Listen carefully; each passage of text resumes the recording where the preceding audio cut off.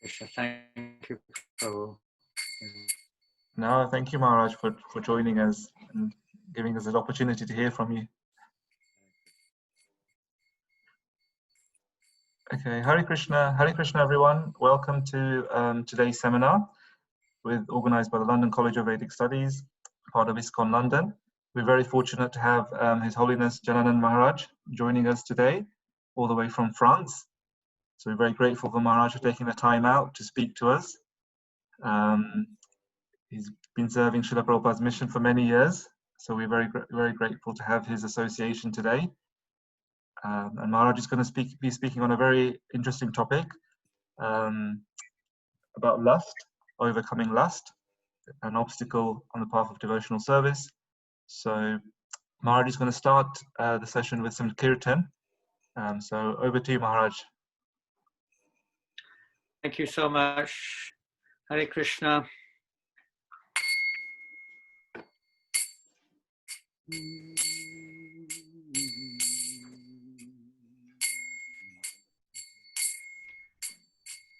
Namo Vishnu Padaya Krishna Prestaya Bhutale Vimate Bhakti Vedanta Swamiti Namine Namo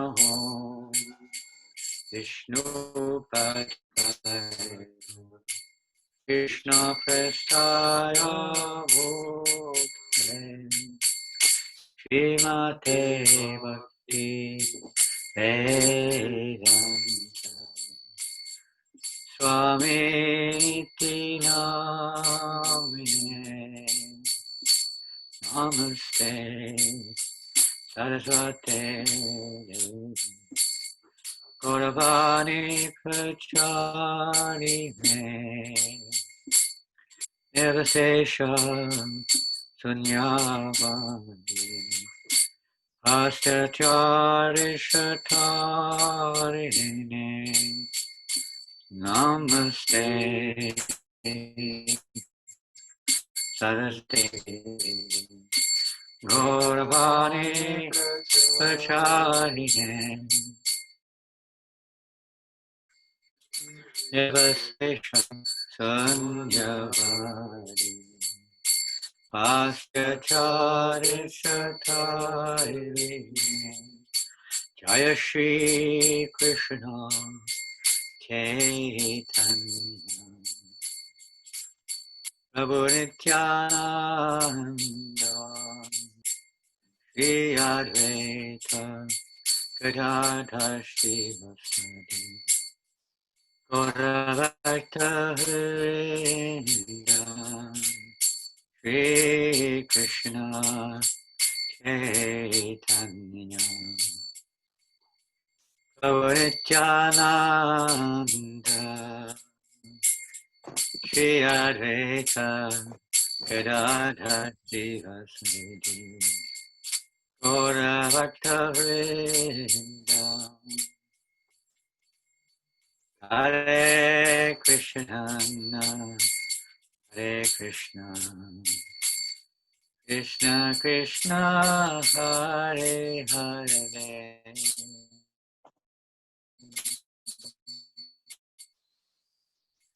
Hare Rama Hare Rama Rama Hare Hare Hare Krishna Hare Krishna Krishna Krishna Hare Hare Hare Rama Hare Rama Rama Hare Hare Hare Krishna Krishna Krishna Hare Hare Hare Rama Hare Rama Rama Rama Hare Hare Hare Krishna Hare Krishna, Krishna Krishna, Hare Hare, Hare Rama, Hare Rama, Rama Rama, Hare Hare, Hare Krishna, Hare Krishna, Krishna Krishna, Hare Hare, Hare Rama, Hare Rama, Rama Rama, Hare Hare, Hare Krishna, Hare Krishna, Krishna Krishna, Hare Hare, Hare Rama, Hare Rama, Rama Hare, Hare Krishna, Hare Krishna, Krishna Krishna, Hare Hare, Hare Rama, Hare Rama, Rama Rama, Hare Hare, Hare Krishna, Hare Krishna, Krishna Krishna, Hare Hare, Hare Rama, Hare Rama, Rama Rama, Hare Hare, Hare Krishna, Hare Krishna, Krishna Krishna, Hare Hare, Hare Rama, Hare Rama, Rama Rama, Hare Hare, Hare Krishna, Hare Krishna, Krishna Krishna, Hare Hare, Hare Rama, Hare Rama, Rama Rama, Hare Hare, Hare Krishna, Hare Krishna, Krishna Krishna, Hare Hare, Hare Rama, Hare Rama, Rama Rama, Hare Hare, Hare Krishna, Hare Krishna, Krishna Krishna, Hare Hare, Hare Rama, Hare Rama, Rama Rama, Hare Hare, Hare Krishna, Hare Krishna, Krishna Krishna, Hare Hare, Hare Rama, Hare Rama, Rama Rama, Hare Hare, Hare Krishna, Hare Krishna, Krishna Krishna, Hare Hare, Hare Rama, Hare Rama, Rama Rama, Hare Hare, Hare Krishna, Hare Krishna, Krishna Krishna, Hare Hare, Hare Rama, Hare Rama, Rama Rama, Hare Hare, Hare Krishna, Hare Krishna, Krishna Krishna, Hare Hare, Hare Rama, Hare Rama, Rama Rama, Hare Hare, Hare Krishna, Hare Krishna, Krishna Hare Hare, Hare Rama, Hare Rama, Hare Hare, Hare Krishna, Hare Krishna, Krishna Krishna, Hare Hare, Hare Rama, Hare Rama, Rama Rama, Hare Hare, Hare Krishna, Hare Krishna, Krishna Krishna, Hare Hare Rama, Rama Rama, Hare Hare. Hare Krishna, Hare Krishna, Krishna Krishna, Hare Hare. Hare Rama, Rama Rama, Hare Hare. Hare Krishna, Hare Krishna, Krishna Krishna, Hare Hare. Hare Rama, Rama Rama, Hare Hare Krishna, Krishna Hare Hare. Hare Rama, Rama Rama, Hare Hare. Hare Krishna, Krishna Krishna, Hare Hare. Hare Rama, Rama Rama, Hare Hare. Hare Krishna, Krishna Krishna, Hare Hare. Hare Rama, Rama Rama, Hare Hare. Hare Krishna, Krishna Krishna, Hare Hare. Hare Rama, Rama Rama, Hare Hare. Hare Krishna, Krishna Krishna, Hare Hare. Hare Rama, Rama Rama, Hare Hare. Srila Prabhupada ki jai. Shri Radha Landaneshwara ki jai. Shri Jagannath Baladev Subhadra ki jai. Shri Gaur Nitai ki jai.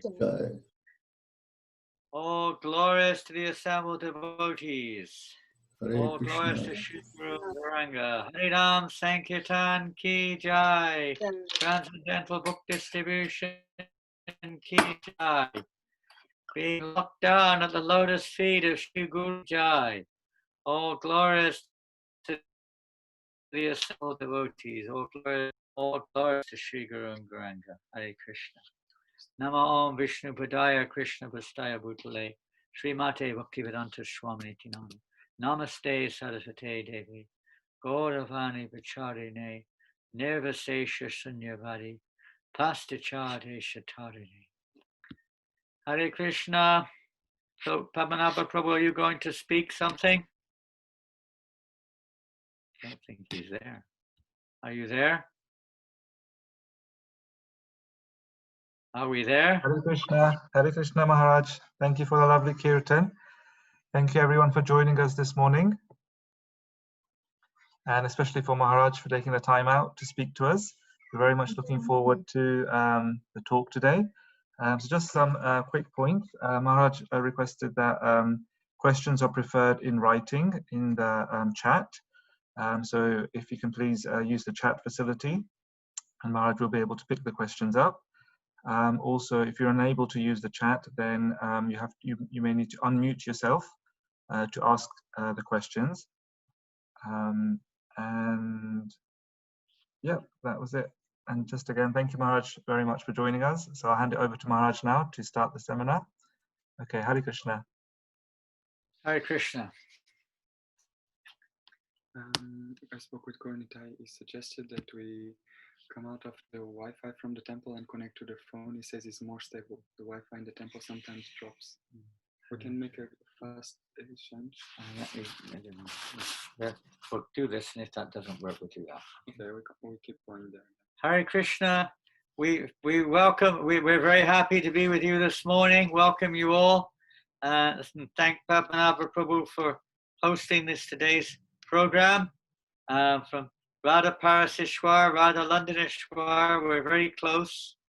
We have a very close connection, and we're in Paris today.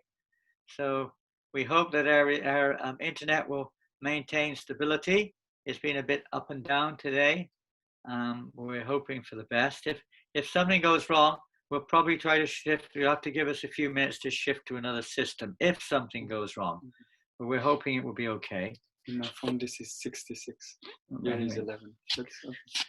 So today's topic, what is the title? I've forgotten. Is it lust is a must or is lust a must? Which is it? Is lust a must or is lust a must? Not much difference, huh? I think for most people in the world, it's lust is a must. And for the devotees, well, we'll leave that up to you. We don't have a means right now for finding out. But whatever it is, either title will do, because there's more to lust than meets the eye, as they say, at least as we say. So today, this is our topic, and we'll try to begin. I guess we should first of all, I suppose most of you know me, kind of, I mean, to some degree, coming originally born made in the United Kingdom, and I've been kind of wandering around for the last 20 years or so, from here to there, and mostly the last few years I've been stuck in France a lot of the time. But whatever it is, we were fortunate to meet Srila Prabhupada in London. In those days, we were in Bury Place in 1972 when Prabhupada came to London for the Rath Yatra festival in London in Trafalgar Square. And it was there that many of us devotees in London received Diksha or initiation from Prabhupada. I won't go through the names, but many of the devotees, even some of the devotees who are still there in the UK, serving in the UK, were initiated then on Trafalgar Square. And it was a very memorable occasion, of course. So since then, we've been somehow or another associating with Prabhupada's movement. I can't say that I've made any progress of significance because Mr. Lust, I suppose, has been I've been far too friendly to Mr. Lust over the last 50 years. Mr. Lust is more than just some sexual infatuation or lecherous behavior or something. He's quite an expansive character, to say the least. So let's talk a little bit about what we understand. Who is this, or what is this lust which we hear about? I mean, if we start off in basically, we could say that the foundational verse of this subject matter would be found in the 3rd chapter of the Bhagavad Gita. Many of you are very familiar, at least with the theory or the nature of this verse. We may not have yet imbibed it in our lives very seriously or seriously enough to become free of this influence. And as you may know, in the 3rd chapter of the Bhagavad Gita, Krishna is talking a lot to Arjuna about performing his duty according to the Varnashram system, conditional duty. Krishna. Well, because Arjuna was actually thinking of, changing, giving up his Svadharma according to his position in Varnashram. He was thinking, let me go away and become some kind of a goody-goody. I'll go to the forest and meditate. This fighting business is not good stuff. So he thought about leaving, but Krishna didn't really agree with that. The whole 3rd chapter is dedicated to trying to explain to Arjuna that that will not work. He will be the cause of sinful reactions, etc., etc. And then Arjuna, well, then why is it, Krishna?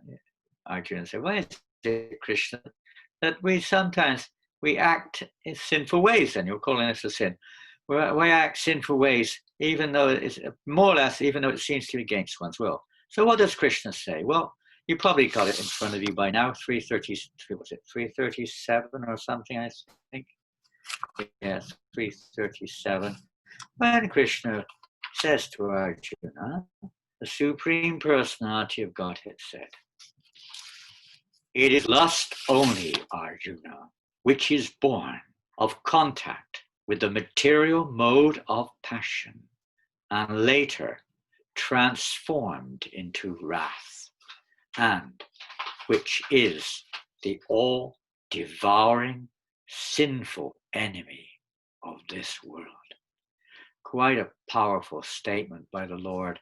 The all-devouring, sinful enemy of this world. And when we say this world, we don't just mean this planet. We're referring to the, basically speaking, the material universe is. Everybody under the all-devouring sinful enemy captures us all. Lust only. It's a pretty big subject matter and a pretty hard subject matter to, let's say, overcome or deal with. So let's look at some of the definitions of lust. We could look at some of the present-day religious perceptions or understandings of what is lust, just to get a little idea what we're dealing with. In the Christian church, Christian generally, and of course there are so many different branches with their own different perspectives, but in principle, the biblical understanding is based largely on a statement in Matthew, the Gospel of Matthew, which states that whosoever looketh on a woman to lust after her hath committed adultery with her already in his heart.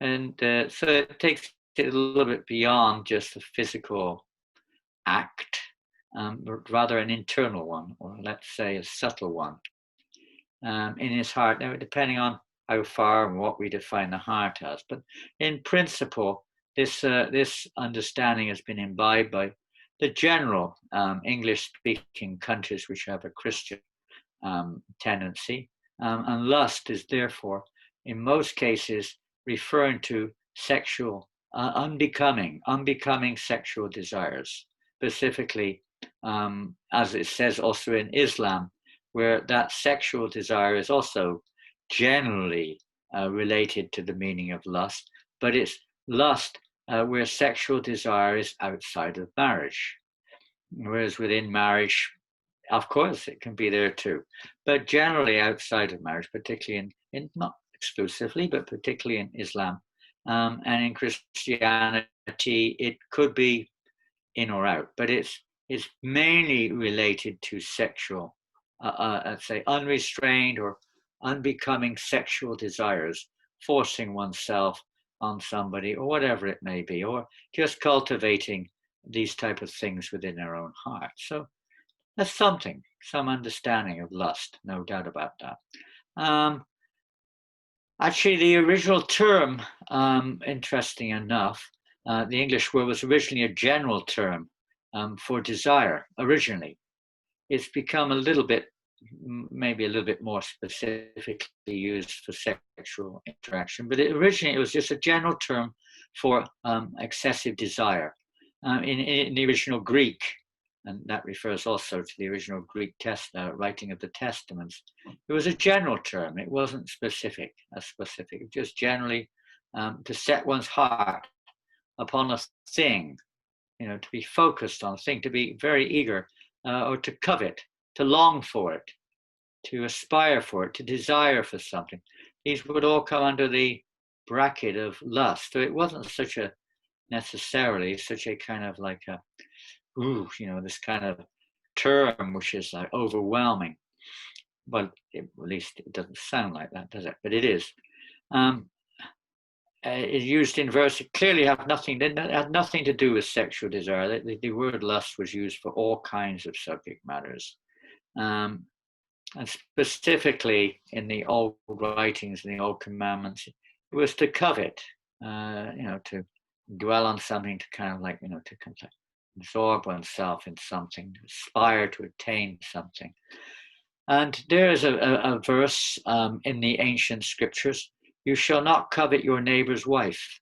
You shall not covet your neighbor's house, or his field, or his male slave, or his female slave, or his ox, or his draft animal, or any animal of his, or whatever belongs to your neighbor.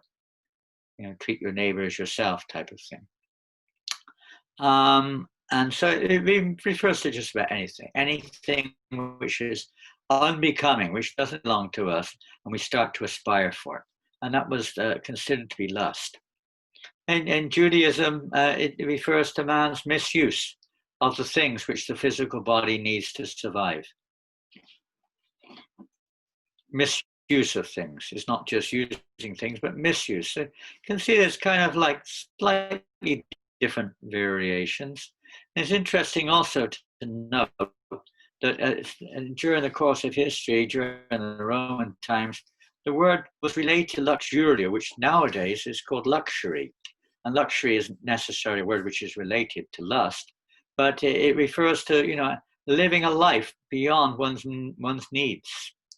You know, overindulging in various acts of, let's say, high living, and not just sins such as sexual extravagance would be included, but it could be extravagance for anything whatsoever.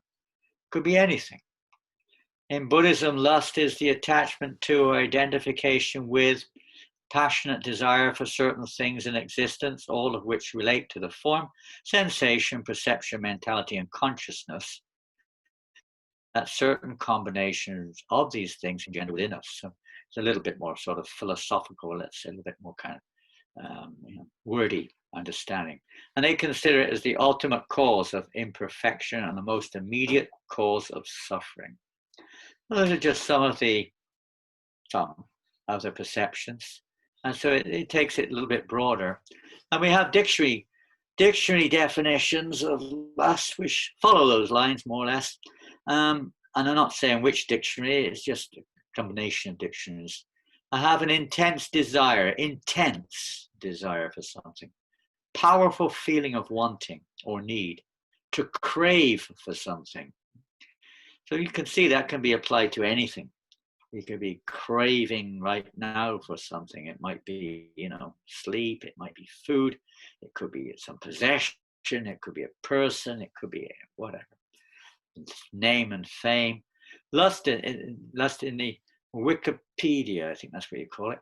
Lust is a psychological force producing intense desire for an object or circumstance, fulfilling the emotion which, while already having a significant other or amount of the desired object. In other words, something you've got already and you want more and more.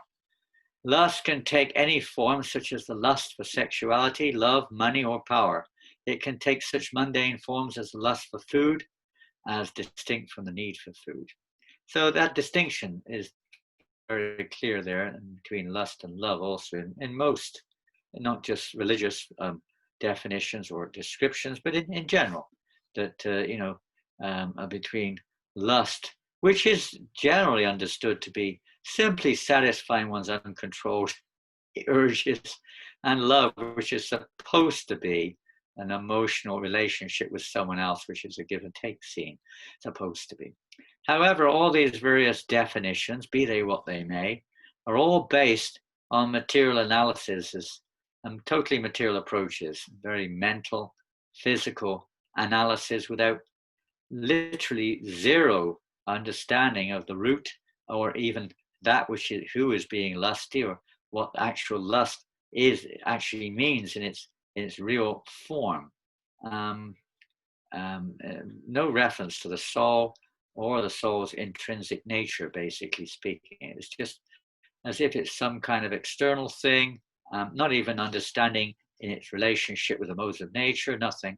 It's just an external thing which you have and you don't have, or you have to more or less degree, and it's interpretable what counts as lust and which doesn't. There's no clear understanding. It's just some ideas, some basic broad understanding is there on the material platform, but nothing deep. So if we look at the Vedic system or the Vedic understanding, we'll get a little bit more specific about what lust really is, how it interacts, how it affects us, how to deal with it.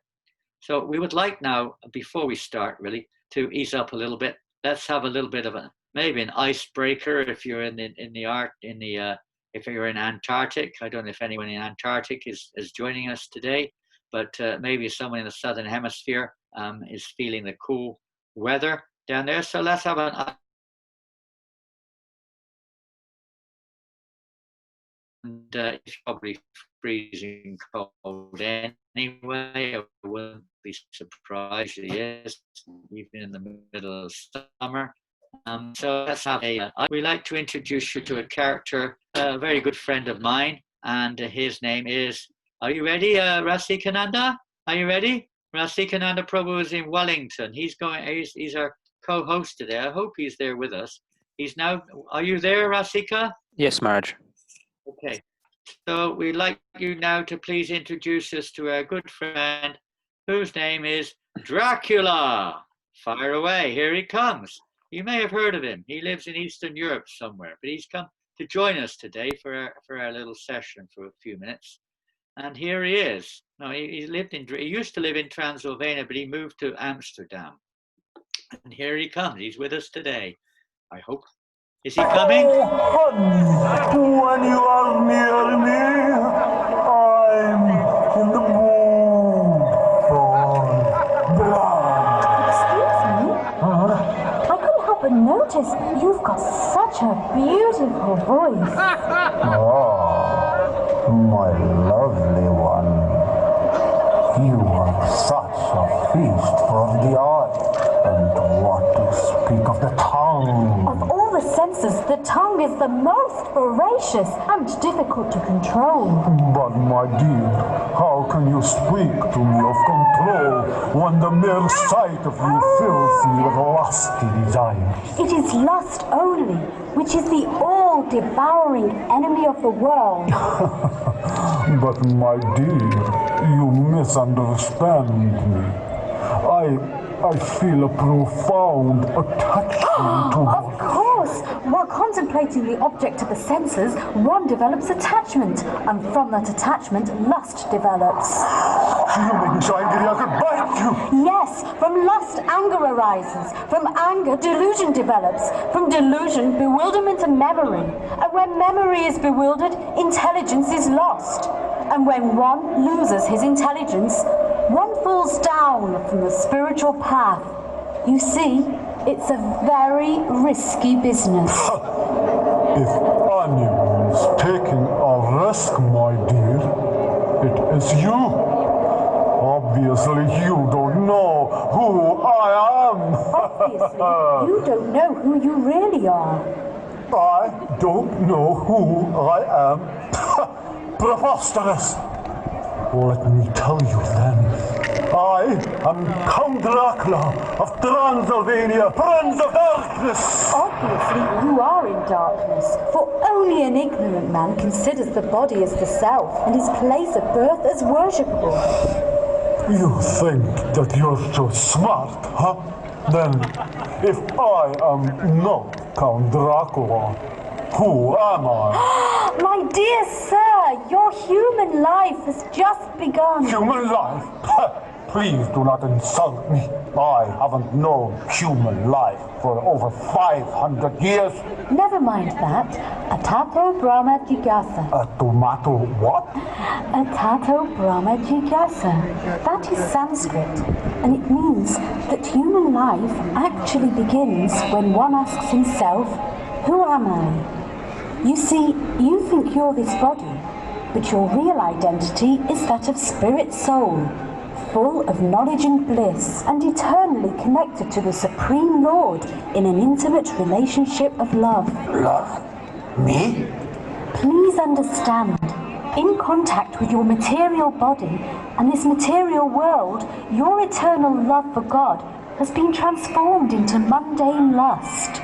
If you don't give up this blood-sucking business, there is a very good chance that in your next life, you'll take birth as a mosquito. A mosquito? No. Yes. No. Yes. No. Yes. But why? But how? Whatever state of being one remembers when he quits his body, that state he will attain without fail. But I have never even considered such things before. But you must. I see that now. Somehow or other, by your good instructions, I am feeling somewhat weak, humbled. These are not my instructions. They are the words of Lord Krishna to Arjuna, as given in the Bhagavad Gita as it is, by His Divine Grace A.C. Bhaktivedanta Swami Prabhupada. Put that book away. Its light is hurting my eyes. Yes, Godhead is light, and ignorance is darkness. Where there is Godhead, there is no darkness. But you are wrong to think that this book will harm you. Rather, it will relieve you of all the misery of material existence, even your desire for blood. But my desire for blood has not been satisfied for 500 years. How can I purify such a strong desire as this? My dear sir, it is the arrangement of the Supreme that we drink the blood of the cow after it has been transformed into milk, the miracle food. And from this milk we make butter and ghee, in which we cook wonderful preparations like samosas, puris. The real test is in the tasting. Here, try one of these. No. Go on, it won't bite you. I'm the one who does the biting around here, remember? All right, give it to me.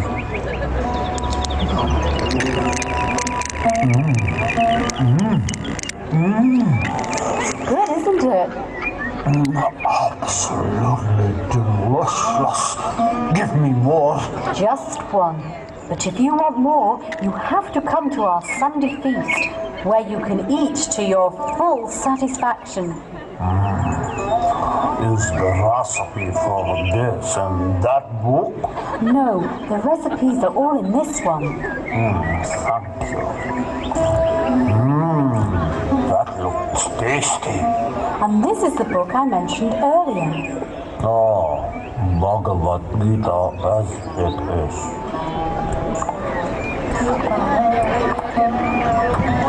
Never was there a time when I did not exist. It sounds like my Uncle Vladimir.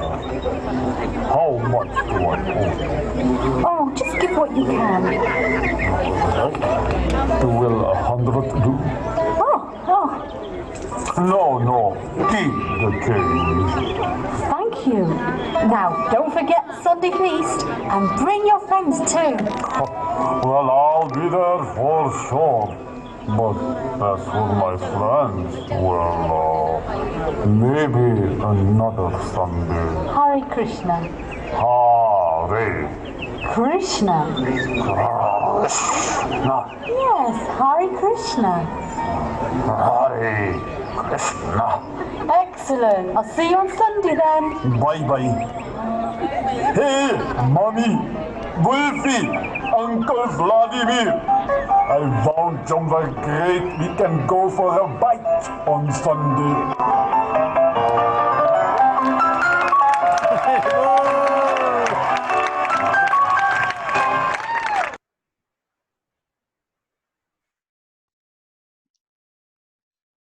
Hare Krishna. Well, I hope you're still there. Oh, such wonderful. If you didn't catch it, that was our dear godbrother Paravida Prabhu, with one of his many excellent presentations of Krishna conscious philosophy and not just the philosophy, but the execution or the practice of the philosophy. So even Dracula can become transformed. We may have a Dracula mentality sometimes. Many points were there in that presentation, of course, from Bhagavad Gita. what happens to us when we leave our body. We may justify our behaviors according to our so-called religious paradigms or our so-called social laws or whatever. We justify it by what we think is right and wrong. But that doesn't, let's say, protect us from the reality or how the laws of nature work. One who's overwhelmed with lust is, as we saw in the case of Dracula, in his case, is extreme. He's very much attached to the drinking of blood. So the young lady, I don't know her name, I've forgotten. She's explaining there how whatever state of being you remember at the time of death, that state you will attain without fail. And we see in our modern society that even many births, childbirths, are very much resulting from lusty interactions, uncontrolled sensual interactions. So we're going to go now a little bit before we get into the crush, let's say the essence of the subject matter, a little bit to the Bhagavad Gita. We've already heard the famous verse 437. I'm just going to read a little purport to, to 337. Now a little purport to 339 from the Bhagavad Gita. In the material world, this is Prabhupada's purport to 339. In the material world, the center of all activities is sex. And thus this material world is called Maitunya Agra, or the shackles of sex life.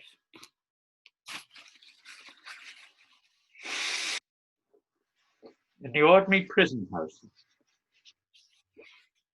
criminals are kept within bars. Similarly, the criminals who are disobedient to the laws of the Lord are shackled by sex life. Advancement of material civilization on the basis of sense gratification means increasing the duration of the material existence of a living entity.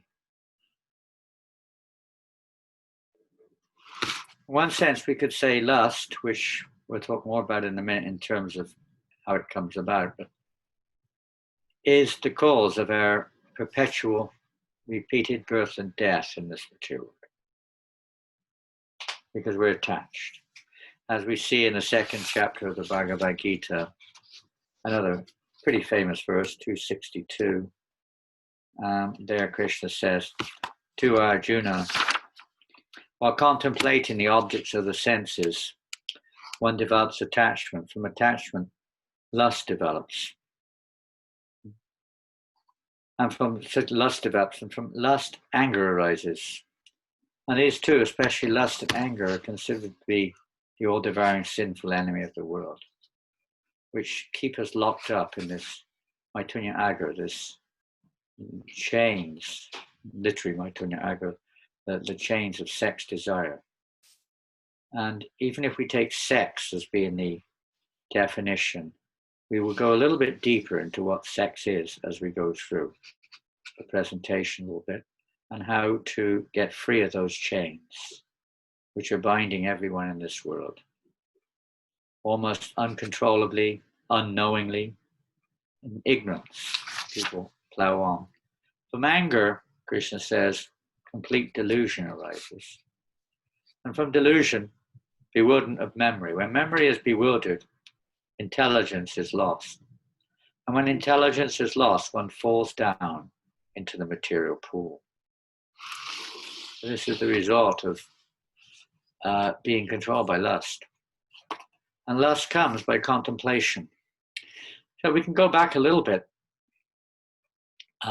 let's say, to the living entities being in this situation in the material world, where we are influenced by not just lust, but many other factors, other influences are there, but lust is at the root in this material world. But we can go even further back, which we have seen that others don't even mention, what to speak of, understand, of the nature of the living entity, or our nature, our actual nature of the living being, the soul. The nature of the soul is we're all part and parcel of Krishna. We've all been, let's say, we all emanate, we've all come from Krishna. So we do possess, as a spark of the sun possesses certain qualities of the sun itself. We possess certain qualities of the Supreme. And to make it very simple, amongst those qualities are Nanda, bliss, knowledge, and eternity, nature of the living entity. The bliss, which is inherent or a part of the characteristic of the soul, Nanda Moya Vyasat, we're pleasure seeking. The living entity by nature, the living entity is pleasure seeking. And consequently, I think we're offline. Online.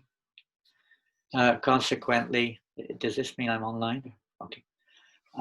Consequently, wherever we're situated, we're always trying to experience these characteristics of the soul. It's our nature. It's natural for us to aspire for eternity, knowledge, and bliss. In the material world, in the spiritual world, wherever it may be. And that's our nature. The living entity also has another aspect, which is our free will. Certain amount of free will. And that free will, in simple terms, is affection or aversion towards whatever situation we're in. So whatever the reason is, in terms of detail, whatever a situation is in terms of our locale in transcendence, Prabhupada mentions many times, the cause of our being in this material world is misuse of our intelligence. So that there's understood, at least from Srila Prabhupada. A misuse of our intelligence is when the aversive aspect of the soul, aversive to Krishna. Sometimes we call that envy, sometimes. Although envy is, in one sense, is applicable in this material world. But in terms of the soul's free will, aversion towards Krishna. And by Krishna's arrangement, when the soul is determinedly averse to devotional service to Krishna in whatever form, then the Lord arranges to fulfill the endeavor or the desire at that stage of the living entity to experience existence separately from Krishna, which basically means seeing oneself in the center. So these are back, you could say, to the roots here of our being overwhelmed by lust in whatever form, whatever way we understand lust.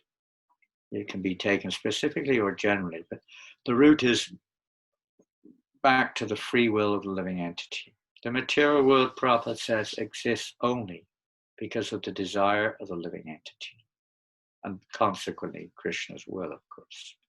Nothing can act without Krishna's will, but Krishna's will to create this material energy, to manifest this material energy with the influence of the three modes of nature is based upon the will of the living entity, the desire of the living entity.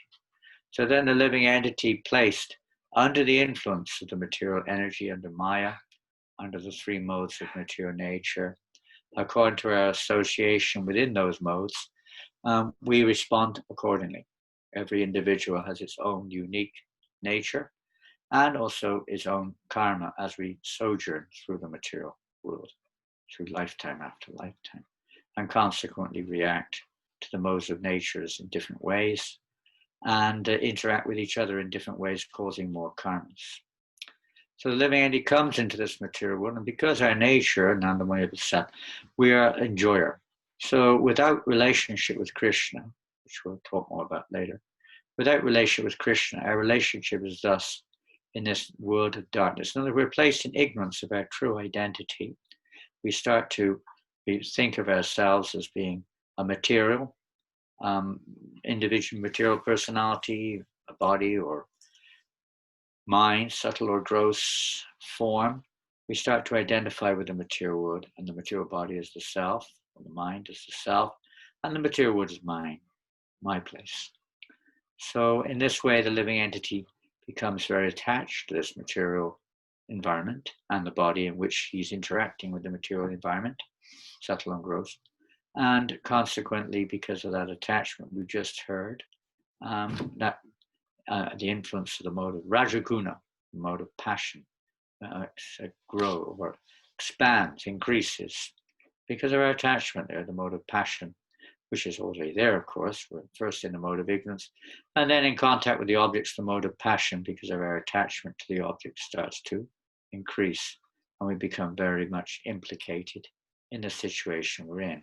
We very much want it, thinking that this, if any of you have got children, I'm sure many of you have or have had children, you can see, we were yesterday on Sankirtan, the day before yesterday, watching some of the children. There was one play shop just in front of our Kirtan party, and children running there, I want this, I want this, I want this. They think that that will satisfy their senses, maybe for a short time. The nature of the material world is like that, of course. We only get a very short fulfillment of that lust, is satisfied for a few moments. We're going to hear more about that later. But this lust, according to our scriptures, according to Lord Chaitanya Mahaprabhu, according to Krishnadas Kaviraj Goswami, according to all of our acharyas, lust means attachment, basically speaking.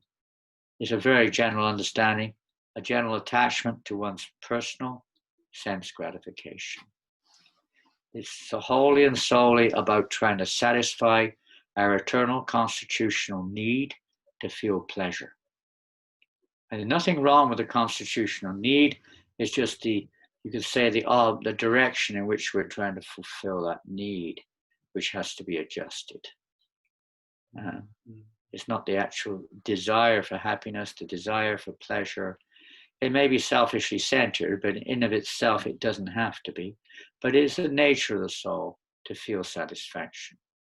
In this material world, why? Because birth, death, disease, and old age are constant factors of this world and other living entities, and our karma, of course, as well. The modes of nature constantly changing around us, according to karma, and consequently other living entities also having a different perspective of the same situation. Our endeavors to achieve that constitutional satisfaction are always frustrated in this world, and consequent anger is a result, because we're frustrated. We're not getting what we want. And it's not surprising. Therefore, a wise person doesn't get so disturbed. He understands that people are not getting what they want, therefore they're angry. They may identify with some religious process or some philosophy or whatever they identify with, but the fact is that they're not satisfied. We get angry when we don't get what we want. This is just one aspect of not being satisfied. So this goes on. And well, some people may say, well, really speaking, I'm not lusty. You know, why are you talking about this lust? I'm not lusty. I'm a good person. I live a good life. I don't, you know, I do things properly. And many people think like this. The Prabhupada says, anyone who is in the material world, he is lusty. Anyone, even a mosquito, an ant, everyone is lusty.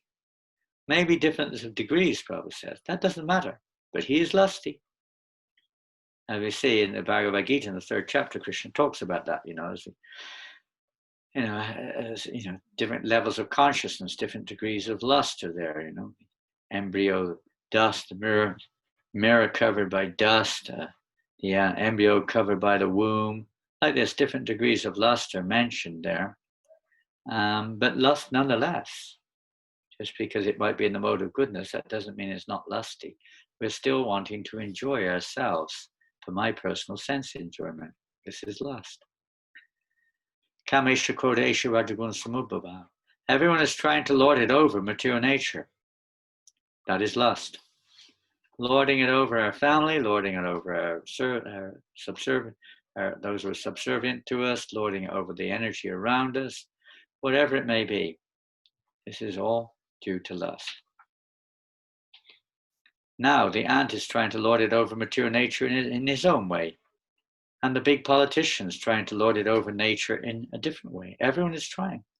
Lording it over the material nature is a sign of lust.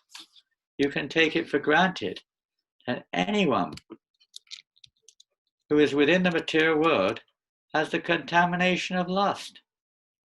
Everyone. So don't think you're alone. Even Lord Brahma, even Lord Shiva, when they're interacting with the material world, sometimes the influence of Rajagun gets the better of them. Prabhupada says, Everyone has come in lusty desires. We've come with these lusty desires and greediness. It doesn't seem like it, but the root is there, and that root is our aversion towards Krishna, which means I want to be the center. I want to be the enjoyer.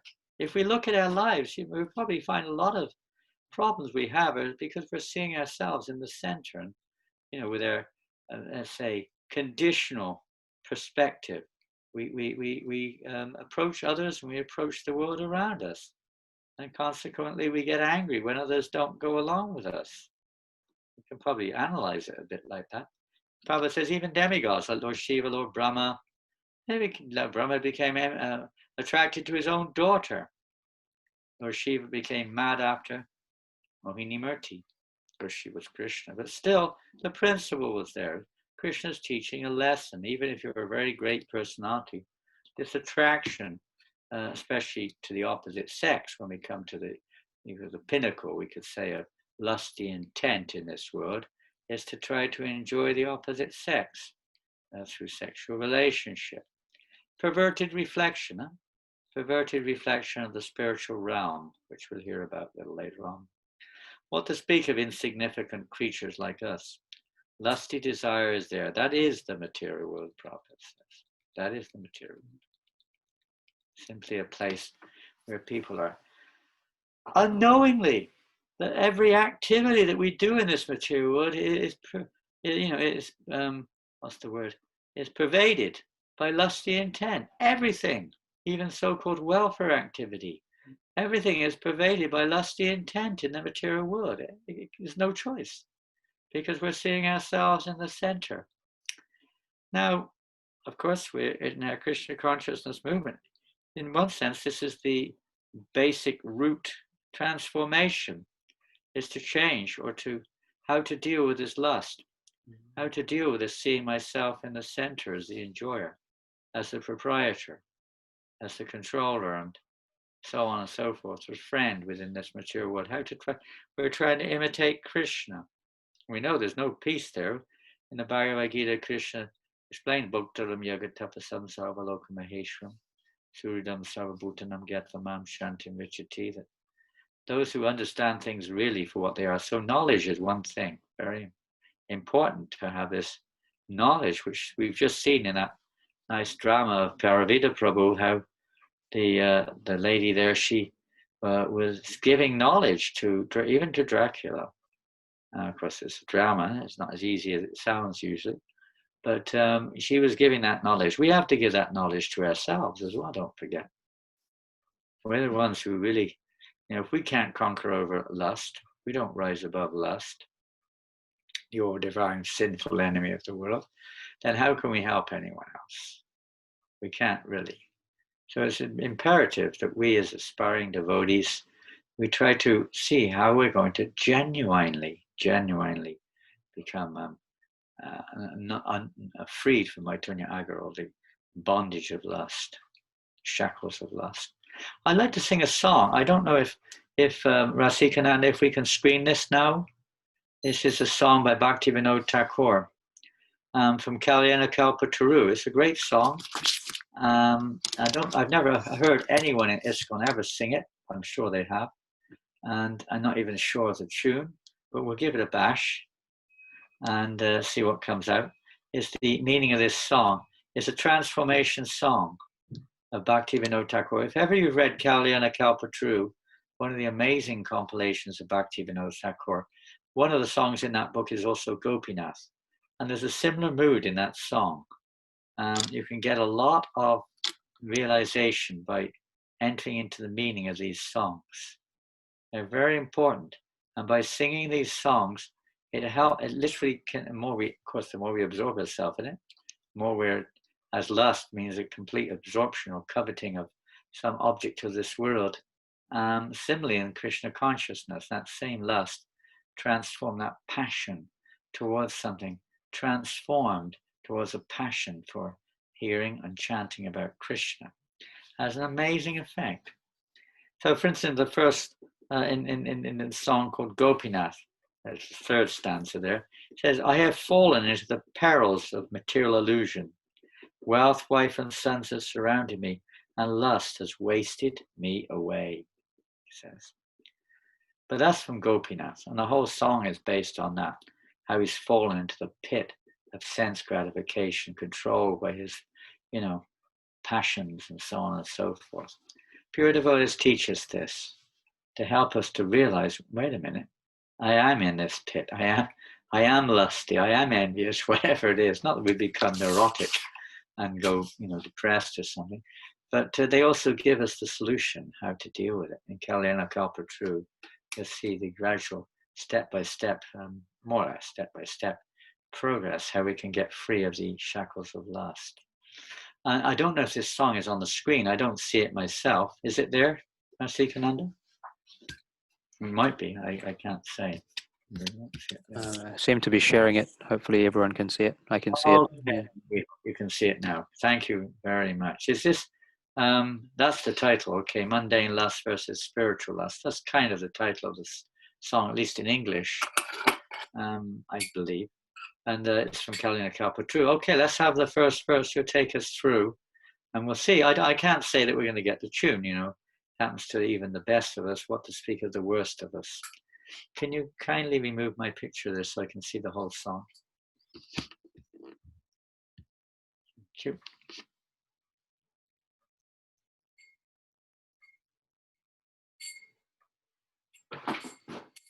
If you want to follow, please do. I'll sing a line at a time and repeat.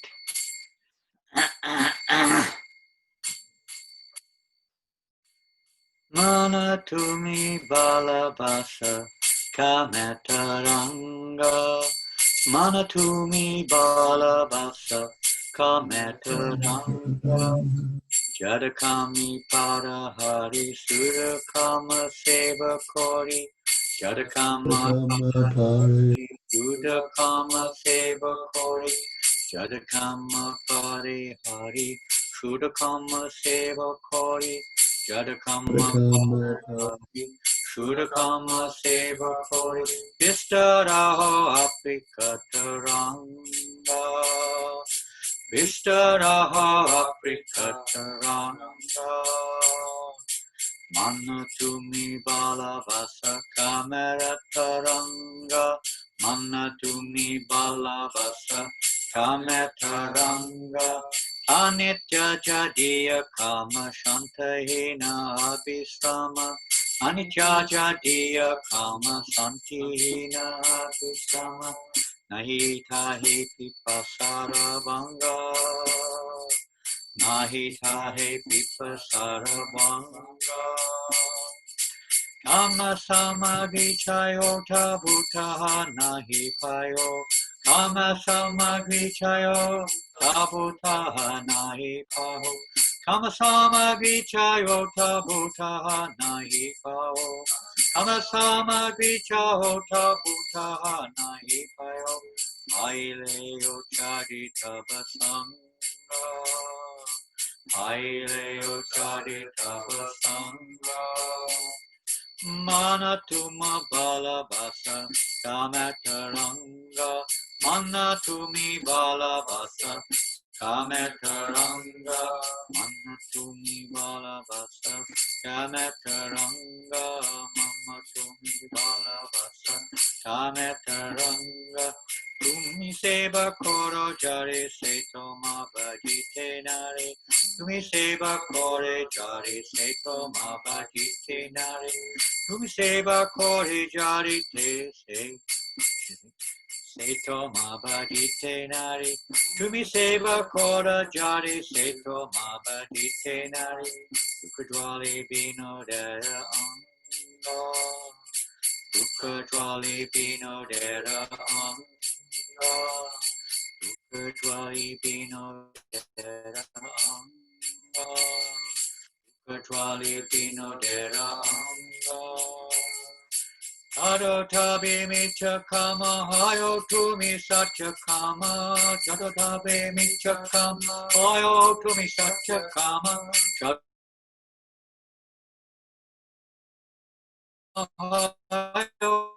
tumi satya kama. Tumi satya kama. Bhajo Vrindavanera Bhajo Vrindavanera Bhajo Vrindavanera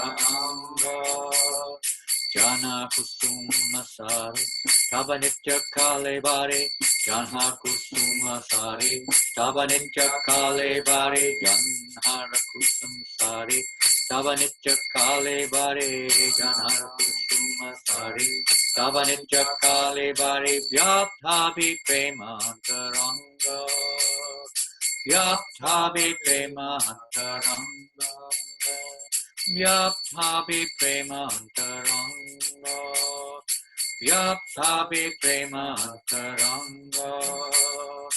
Back to the first verse, please. Manatumi Bala Basa Kametaranga Manatumi Bala Basa Kametaranga Manatumi Bala Basa Kametaranga Manatumi Bala Basa Kametaranga Manatumi Bala Basa Kametaranga Manatumi Bala Basa Kametaranga Hare Krishna, Krishna Krishna, Hare Hare, Hare Rama, Rama Rama, Hare Hare, Hare Krishna, Krishna Krishna, Hare Hare, Hare Rama, Rama Rama, Hare Krishna, Krishna Krishna, Hare Hare, Hare Rama, Rama Rama, Hare Hare, Hare Krishna, Krishna, Hare Hare, Hare Ram, Ram Rama, Hare Hare, Hare Krishna, Krishna Krishna, Hare Hare, Hare Rama, Rama Hare Hare, Hare Krishna, Krishna Krishna, Hare Hare, Hare Rama, Rama Hare Hare.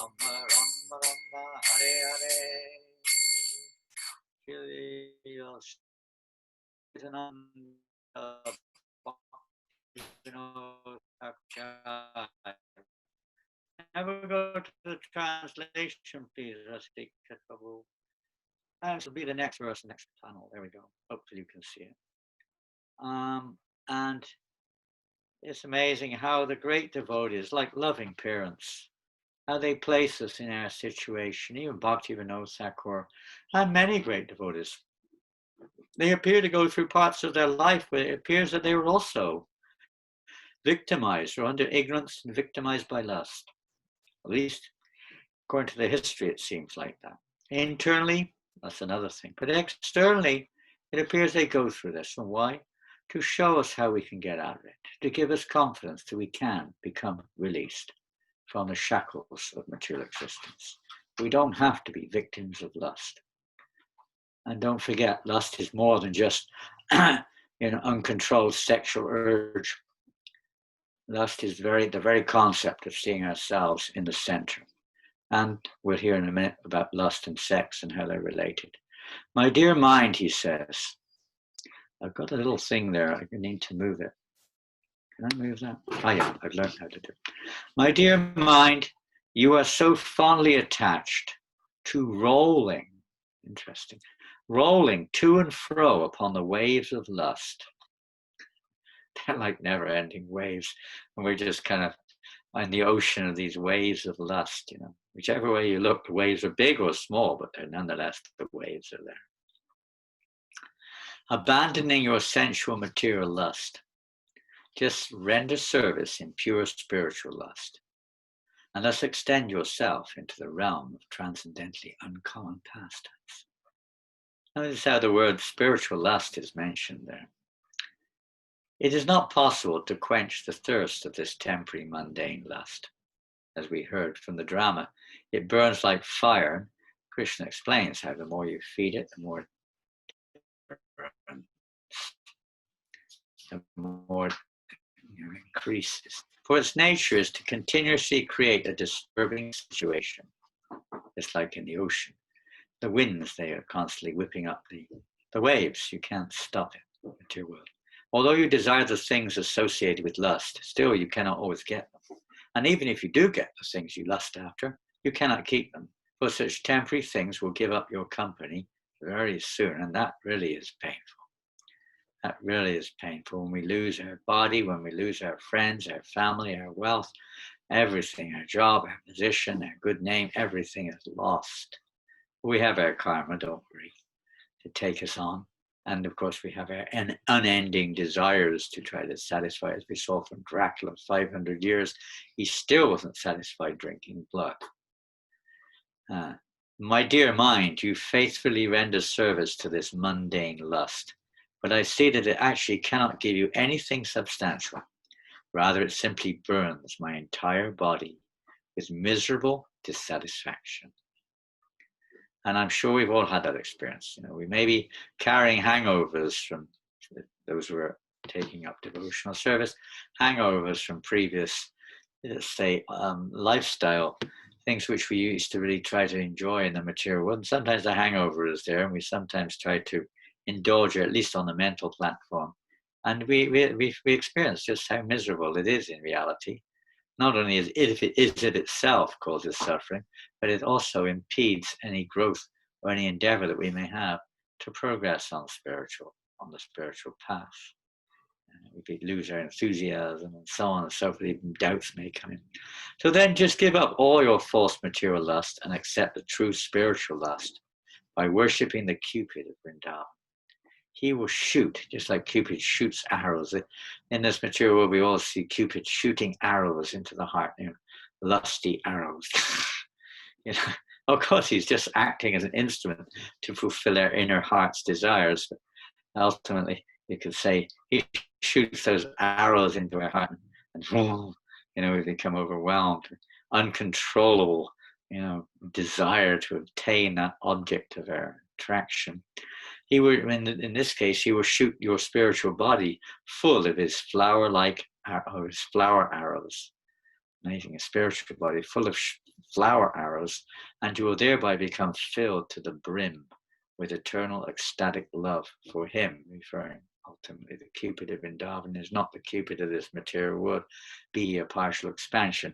Nonetheless, the Cupid of Vrindavan is none other than that flute-playing, mischievous young Krishna. So he will shoot those arrows within our hearts. So that's that song. It's a good meditation. And as I said, I've never heard anyone in ISKCON sing it, but I'm sure they have.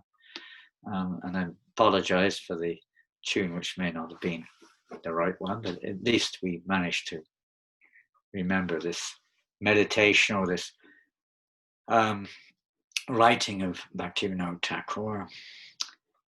So where are we? Are we lusty or not? Well, it sounded like we were. It sounds like we are. So how are we going to deal with it? And we don't have much time. Our life is a bit short, and we don't have much time this morning either. So we'll go through a few things, which our acharyas, Srila Prabhupada specifically, if we've understood the dimension or the broadness of how much lust is affecting our very lives, even as aspiring devotees, etc. How are we going to deal with this? Well, here's a funny one. This was a letter from Prabhupada. I'll start with this because it's quite a famous one, way back in 1968, to one of his disciples named Hayagriva. And Prabhupada says, because the enemy, as we heard in the Bhagavad Gita, is lust. But Prabhupada says here, regarding your enemy, Mr. Lust, I have noted, Prabhupada calls him Mr. Lust. I have noted the difficulties, but we should always remember that Krishna is stronger than any demon. And Mr. Lust, or his father, or his grandfather, nobody can do anything provided we take shelter of Krishna very tightly. So even, the whatever, the ahankara, the false identification, the ignorance that we're placed into, the misuse of our independence, etc. Everything. Krishna is stronger than that. If we take shelter of Krishna, all of these demoniac, if you probably using the word here, demon, but all of these negative states of being can all be overcome, can be defeated. If we take shelter of Krishna very tightly, Prabhupada says. Of course, at that time, Hayagriva was hoping to get married, but Prabhupada said, One who marries for subduing lust is mistaken. Sometimes you think that's the answer. Well, it may be a necessary adjustment, just like environmental situations are very important in dealing with these, let's say, enemies of the soul in the material world. Therefore, human society is organized to make it most, say, favorable for the conditioned souls to progress step by step. It may take time, but step by step out of the shackles of lust and consequent anger and greed, envy, and all the other features which we're constantly being, affected by in this material world. Because lust cannot be satisfied simply by indulging in sense gratification. It's like trying to extinguish a fire with large amounts of petrol. It won't work. I mean, to a certain extent, maybe not petrol, I don't know, but with ghee, for instance, if you have a fire and you put a big chunk of ghee on the fire, if it's a tiny fire, it might be extinguished, but let's take a decent fire. It may go down. When you put the chunk of ghee, the fire may go down, but once the ghee heats up, the fire will blaze much more than before. It's a little like that. Petrol probably doesn't have such a time span on it, I don't know. So to subdue lust, Prabhupada says, is a different process. Then you have to take to deity worship. Krishna is Madam Mohan. I'm sure this process, helped by your regular chanting, will kill Mr. Lust, rest assured. So, Dracula will be killed by this process of deity worship and regular chanting process. Of course, when you begin, I am at your service always and give you suggestions and ways and means to progress in deity worship, but you must immediately adopt this principle. So it's especially important. That's why Srila Prabhupada, not just the chanting of Hare Krishna, but he also introduced the deity worship in our movement. Now, deity worship may not be, it may be different levels, no doubt. In the home, it may be very simple pictures or whatever, but that focusing everything on putting Krishna in the center, this is the point. Deity worship means putting Krishna in the center. Lust can be conquered by transforming that lust towards Krishna, or turning that lust towards Krishna. Not that we're lusting after Krishna in the sexual, with a sexual intent, so to speak, although that may also be there. We see with Kubja, that was her intent. But that's a mixed situation. But more in terms, we go to the root of lust. The root of lust is desire. Living entity by nature desires. Transforming our desires to satisfy, instead of satisfying my senses, to satisfy Krishna. That's why, when we'll go on, we'll see how this relates to later on directions. We're going to just go through them, not necessarily in any chronological order, but some different directives Prabhupada gives us. And here's another one. This is from the Srimad Bhagavatam. If we stick to the principle of chanting the Hare Krishna Maha Mantra offenselessly, then by the grace of Srila Haridas Thakur, we may be saved from the allurement of women. However, if we're not very strict in chanting the Maha Mantra, we may fall at any time victim to women. And that can be the opposite sex. It could be taken anywhere. It could be an attraction to any form of objects of our sense gratification. So the strict chanting of the Hare Krishna Maha Mantra, Kinvadaradhanudinam. Now, Rupa Goswami describes that this, and the importance of this is that we should regularly, Kinvadaram Anudinam, regularly chant and carefully chant if we want to get to the root. In the material world, generally speaking, we only try to deal with it on the surface through psychology, through therapy, through counseling. Many different features are there of dealing with abnormalities in a person's character, or what are perceived as abnormalities. And even in devotional service, we may cover it over, keeping engaged in various activities, but Mr. Lust is still there in the core of our consciousness, in our hearts. And he will be driven away. We saw how, initially at least, how Dracula was so almost terrified to see the Bhagavad Gita. It was unbearable for him, practically speaking. He could hardly look at it. We have to open our hearts. And sometimes it's said we have to be naked in front of the Lord. You know, probably even gives that example. So if a man wants to enjoy, then he has to go naked. So similarly, if we really want to experience real self-pleasure, spiritual pleasure, that may sound a bit selfish in the beginning, and it's natural. but in the more mature stage, it isn't.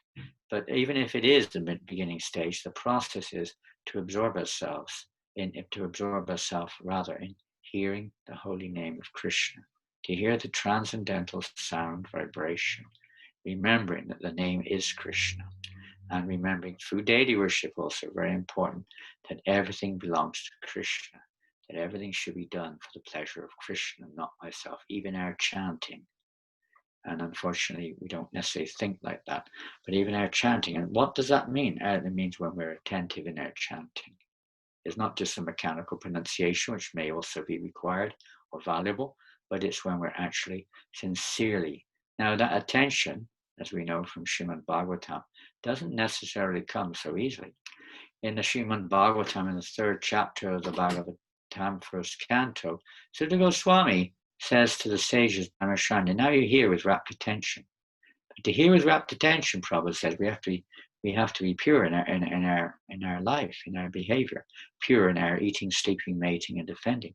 All these things are there. Daily worship is very important to try to help us to be focused on being pure, or let's say controlling our behavior, regulating our behavior. All these things are brought up later by Srila Prabhupada. Unless one is fully Krishna conscious, this lusty desire cannot be checked. It is not possible. That is tapasya. So tapasya has to be there. Austerity. Voluntary, we accept some inconvenience, tapasa brahmacharyena. We may not be brahmachari, but Prabhupada said even grihastas are considered brahmachari grihastas when they're controlling their senses. Tapasya means first brahmachari, to avoid sex desire. That is first step. And that may be good when we're young, to be taught like that. Most of us were not. Where is there tapasya? There's none. In today's society, there is none. There is indulgence from the word go, from the child's birth. Lust becomes pretty much the driving motivation for the education of the child, both in environmental situations, even in literal educational situations. It's very difficult to do this tapasya. Therefore, Chaitanya Mahaprabhu, that means tapasya, restraining sex life, which in previous eras it may have been something which at least the young boys were trained in that way. But that's very difficult, Prabhupada says in this age. Therefore, Chaitanya Mahaprabhu was given Harinam. If you chant Hare Krishna Mahamantra, you'll be cured. Otherwise, regular tapasya is almost impossible nowadays. He's emphasizing regular chanting of the holy name. According to Srila Sridhar Swami, by meditation, so he recommends meditation on the Supreme Lord, focusing on, sometimes we hear the lotus feet of the Lord, the symbols on the lotus feet, the form of the Lord, whatever it is, one can overcome lust and other mental disturbances. That's 11th canto of Bhagavatam. And in the 3rd canto of Bhagavatam, it states that sex desire can be overcome by meditating on Krishna's eyebrows. Interesting. Huh? I like the rainbow, you know, very beautiful, attractive eyebrows. We get a man, I don't know about women, but men get sometimes captivated by the eyebrows of a woman. It's a fact. In the Bhagavatam, in the 7th canto, it states that make plans with determination. Make plans to give up lusty desires for sense gratification. Giving up the enjoying mentality, Bhaktisiddhanta Saraswati Maharaj says, sometimes we just have to say no. No daydreaming, visualizing all these various things that we tend to do on the objects of the senses or previous activities which we were very much infatuated with, whether it's some kind of music, sport, environment, place, whatever. The tendency is there, we tend to dwell on them. We have to be determined not to think of them. One technique of controlling is to ignore it. It may come along, we don't have to pay attention. Prabhupada says, if you don't have an unwanted visitor in the house, just don't feed them. They'll go away. So similarly with desires that come into our mind, born of our previous contact with the material world, we just don't think of it. When it comes, we don't have to dwell on it, so to speak. In the Bhagavad Gita, we can see in the 2nd chapter, a very important verse, towards the end, towards the end of the 2nd chapter there, a person who is not disturbed by the incessant flow of desires that enter like rivers into the ocean, which is ever being filled but is always still, can alone achieve peace, and not the man who strives to satisfy such desires. Tolerance, Krishna explains tolerance. In many places, Matasparshas to Kunter, Shatoshna, Sukha, Dukkata. We have to become undisturbed and tolerate these dualities of this material world, the objects. In the first canto, 9th chapter, Krishna says, or Sutta Goswami says the same thing. So Bhaktivinoda Thakur recommends also, the various demons in Krishna Lila. They all personify various anarthas or various, inimical natures, etc. So Sankachuta, one of the demons Krishna killed there, he represents lust. So he said, by meditating on that pastime, it suggested that that this pastime of Krishna killing Sankachuta will help us to get free of this desire to see ourselves as in the center, as the enjoyer. In the 6th canto of Srimad Bhagavatam, there's a very nice Samat Kumara Batukama Devad. There's a verse there where it says, Sukadeva, may Sanat Goswami protect me from lusty desires. There's a series of prayers there, I believe. Protect me from lusty desires. And Prabhupada says lusty desires are very strong in everyone. They are the greatest impediment to the discharge of devotional service. Greatest impediment. Lusty desires. We may be able to carry on to a certain extent in our service, but we cannot progress as long as we're maintaining. It's not the lusty desires do not come. We see in the Upadeshamrita in the first verse of Vatra Vegam Manasakrita Vegam, Jiva Vegam Udarpasta Vegam, etc. Prabhupada translates here, one who's able to tolerate these desires without being disturbed. Basically, same thing in Bhagavad Gita. The tolerance is not being without them, but tolerating, not becoming a victim of them, not meditating on them, not supporting or feeding these particular desires. Therefore, those who are very much influenced by lusty are advised to take shelter of Sanat Kumar. In the Chaitanya Charitamrita, there's so many beautiful verses. We don't have time to read so many, but here's a little bit. Feeling ashamed of the fact, there's feeling of repentance is described there. How if you realize the futility, the fault, the unfortunate situation that we've been so long, and may still be, a victim of these lusty desires, of these material, objective desires, which pervade our consciousness sometimes. And when we feel some realization, remembrance there, we can have knowledge, remembering the results of contemplating the objects of the senses from Bhagavad Gita or from other places, or when we see the results of persons who do contemplate the object of the senses and what the ultimate result is, the pain that comes from being a victim of my Tunya Agra. So there it states, I now refuse, what Prabhupada writes, I now refuse to obey the unwanted orders of these desires. I now come to you to surrender myself at your fearless lotus feet. Same mood of Bhaktivinoda Thakur. This feeling of humility, helplessness, this repentance. And in the 11th canto is also described there, very nice purport.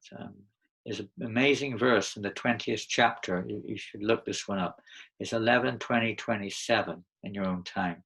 It's a wonderful verse to give us encouragement, especially as most or many, if not most, but many devotees do fall victim to lust in their efforts to become devotees. So these verses around there's a couple of them, 2 or 3 in that area.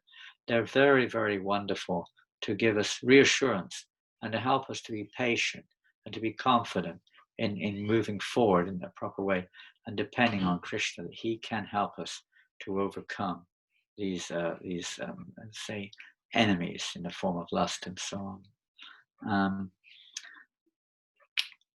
Prabhupada was one time asked what to do about lust. He said, you have to become Krishna conscious. Otherwise, there's no solution to this problem. There is no solution. We can try this, we can try that, but lust is everywhere. As we know in the Bhagavad Gita, Krishna tells us where lust is. It's a good idea to know where lust is, but the real fact of the matter is in the material world, more or less, lust is everywhere except in the heart of a pure devotee. Lust is everywhere. So everywhere is a challenge. Even in a nice forest, everywhere lust is there. Maybe in a mode of goodness, but it's still there. And we have to rise above all these different modes of nature. But specifically in the Bhagavad Gita, Krishna defines that there's there in the body and the mind and senses and so on, intelligence. It's good to know where the enemy is, and then we can perhaps either avoid or deal with the enemy. But the real solution is only one solution: become Krishna conscious. Whatever assists in that is only by the grace of the Supreme Lord. Prabhupada writes here, it's only by the grace of the Supreme Lord that one can be protected from the allurement of lusty material desires. The Lord gives protection to those who are always engaged in his transcendental loving service. So keep engaged. And even if Mr. Lust comes along, we can be protected. Yes, Mr. Lust may be very powerful in trying to draw our attention, but if we fully engage, keep ourselves engaged, the idea. And most famous, perhaps, we hear of ways of dealing with this, but this again is a subject we're not going to deal with now because it's a very deep subject. To hear the playful pastimes of Krishna with the gopis of Vrindavan. We're going to mention just one thing where Prabhupada warns us that unless one comes to a certain stage of eligibility, of purification, we have to be very careful, because sometimes hearing these very, let's say, high and spiritual pastimes of the Lord, the most intimate pastimes of the Lord, for one who is not sufficiently in knowledge and sufficiently purified, can have a detrimental effect.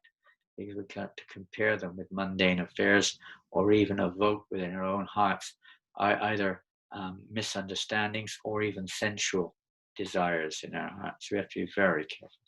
And now we're going to finish off with the root of lust. And this we're going to take to the Nectar of Devotion, chapter 15, a very, many of you have read it. And there it deals with the spontaneous devotional service to the Lord. And right now we're on the platform, don't forget, we're trying to practice Vaidhi Sadhana Bhakti, which is the practical process of bringing lust, harnessing lust, and directing that lust or that passion in service of Krishna under the direction of somebody who is not controlled by lust. So this is Vaidhi Sadhana Bhakti, engaging our senses, our mind, our intelligence, our body, everything, in the service of Krishna, and consequently whatever aptitudes are there, whatever tendencies are there, whatever desires are there, learning how to engage those in Krishna's service. And so I'm going to read a bit from that Nectar of Devotion, chapter 15. The lusty attitude of the gopis does not refer to any sort of sex indulgence. Srila Rupa Goswami explains that this lusty desire refers to the devotee's particular attitude of association with Krishna. It's an attitude. In this material world, the attitude becomes perverse in so many different directions. The attitude in this world is to satisfy me, and it becomes manifested in so many different ways in relationship with everything around us. In the spiritual realm, it's simply towards Krishna, whatever our attitude may be. Association with Krishna. Each and every individual has a different aptitude, a different nature. Every devotee in his perfectional stage has a spontaneous attraction to the Lord. This attraction is sometimes called the lusty desire of the devotee. Amazing word. The same word kama is used for lust, as well as this natural attraction towards Krishna in the spiritual realm or on this planet. The lust is the devotee's excessive desire, and the material world is an excessive desire for sense gratification with me in the center. Spiritual world is the devotee's excessive desire to serve the Lord in a particular capacity. Such a desire may seem to be a desire for enjoying the Lord, but actually the endeavor is to serve the Lord in that capacity. And then, then we go on to, in the Nectar of Devotion, to the nature of the, what did we get to? Sorry, I wasn't using the right icon. There we go. The extreme desire to serve the Lord is manifest in the transcendental realm of Braj, and it is specifically manifest amongst the gopis. The gopis' love for Krishna is so elevated that, for our understanding, it is sometimes explained as being lusty desire. The author of Chaitanya Charitamrita, Krishnadas Kaviraj, has explained the distinction between lusty desire and the service attitude in this statement. Lusty desire refers to the desire to gratify one's personal senses Transcendental desire refers to the desire for serving the senses of the Lord. In the material world, there is no such thing as a lover's wanting to please the senses of his beloved. Actually, in the material world, everyone wants mainly to gratify his own personal senses. The gopis, however, wanted nothing at all but to gratify the senses of the Lord, and there is no instance of this in the material world. Even the way they dress, everything, they want to be happy. Why? Because Krishna's happy when they see them happy. When they dress the way they do, not just the gopis, all the residents, all the pure devotees of the Lord, everything they do, the motivation is to please Krishna's senses. It's not to gain fame and name in this world. It's not to achieve any position in this world. It's not to get followers. It's not to get wealth or women. Nadanam Janam Sundaram. It's simply to please the supreme senses of the Lord. This is the motivation of the devotees. So whatever they do, that is their incentive. And even their dress, they may look very beautiful. You may think, oh, they're just like anyone else. They're not. It's because they want to please Krishna's senses. Of course, the most pleasing thing to the Lord is this attitude, this absolute loving attitude, which is described here as lust, because this lust ultimately refers to the natural desire of the living entity to be happy. And that happiness of the living entity is, in the spiritual words, when they see Krishna happy. So Vaidhi sadhana bhakti is the process whereby we may not know it, but whereby actually that Krishna becomes satisfied. He's pleased when he sees the sadhaka following the instructions of the pure devotee of the Lord. This pleases Krishna. And thus, in this way, lust can be conquered by the grace of Krishna. Therefore, the gopis' ecstatic love for Krishna is sometimes described by scholars as being like lusty desire of the material world, but actually this should not be taken as literal fact. It is simply a way of trying to understand the transcendental situation. So we should try to follow in the footsteps of the gopis. Doesn't mean imitating. It means cultivating favorably, anushilanam,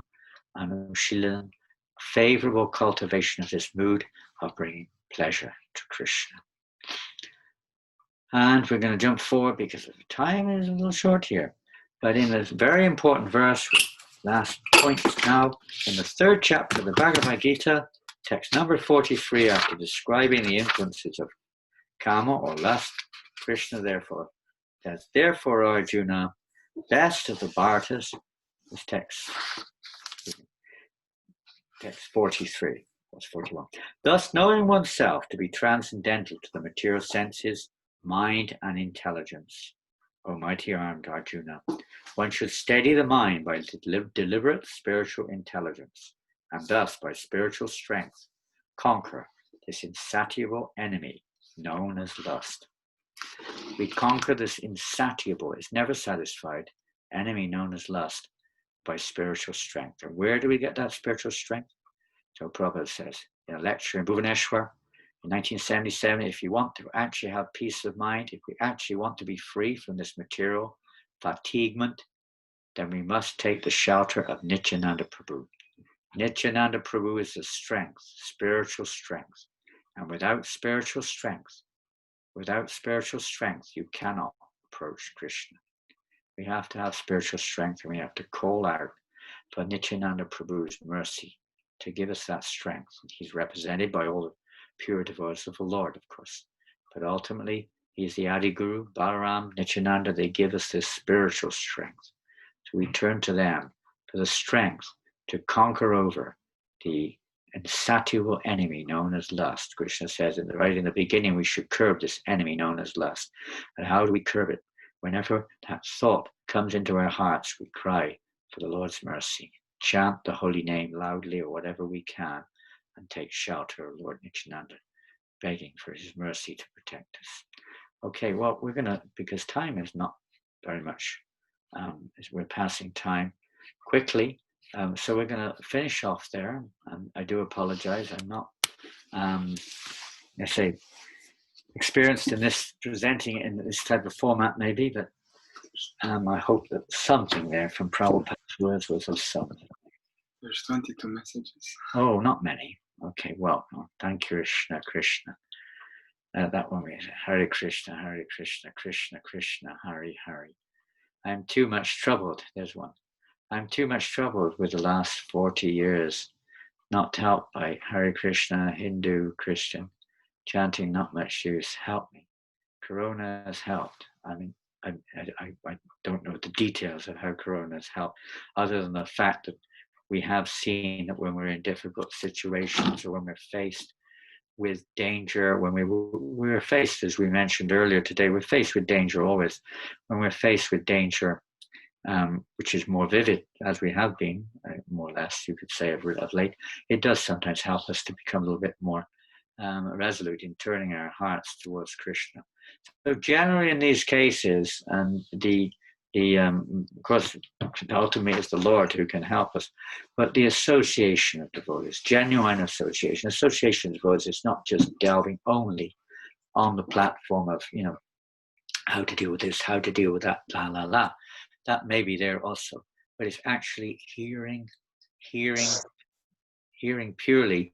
in the association of devotees, not just trying to unravel all of our problems and all of our issues, depressions, or frustrations, anxieties, and whatever else it may be, which are inevitable at different stages of our being in this world, but to actually absorb ourselves in the pastimes, hearing the pastimes of Krishna in the association of devotees, chanting in the association of devotees, and in the association of sincere devotees.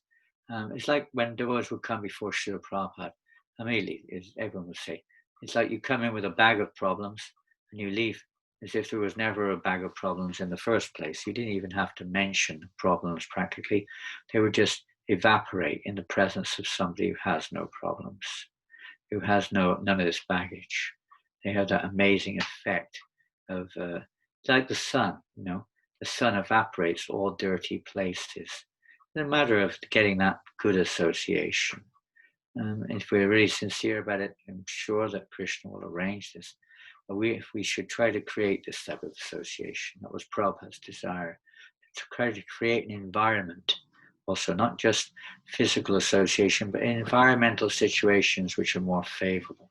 That's why Srila Prabhupada wanted us to have communities with simple living and high thinking.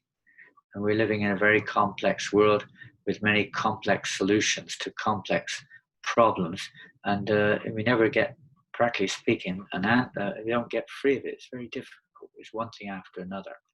The environment is very important also, creating a favorable environment and consequently associating favorably within that environment. So it's a big topic and time is short. And but to say, something we could deal with perhaps at another time or discuss further. But to hear in the association of devotees is the curative nivrittatar shupagimana bhavoshti chotumanobhimanat is to hear the messages of Krishna in the association of those who are nivrittatar, those who have they're not influenced at all by lust, by the material waves of lust. They're not influenced.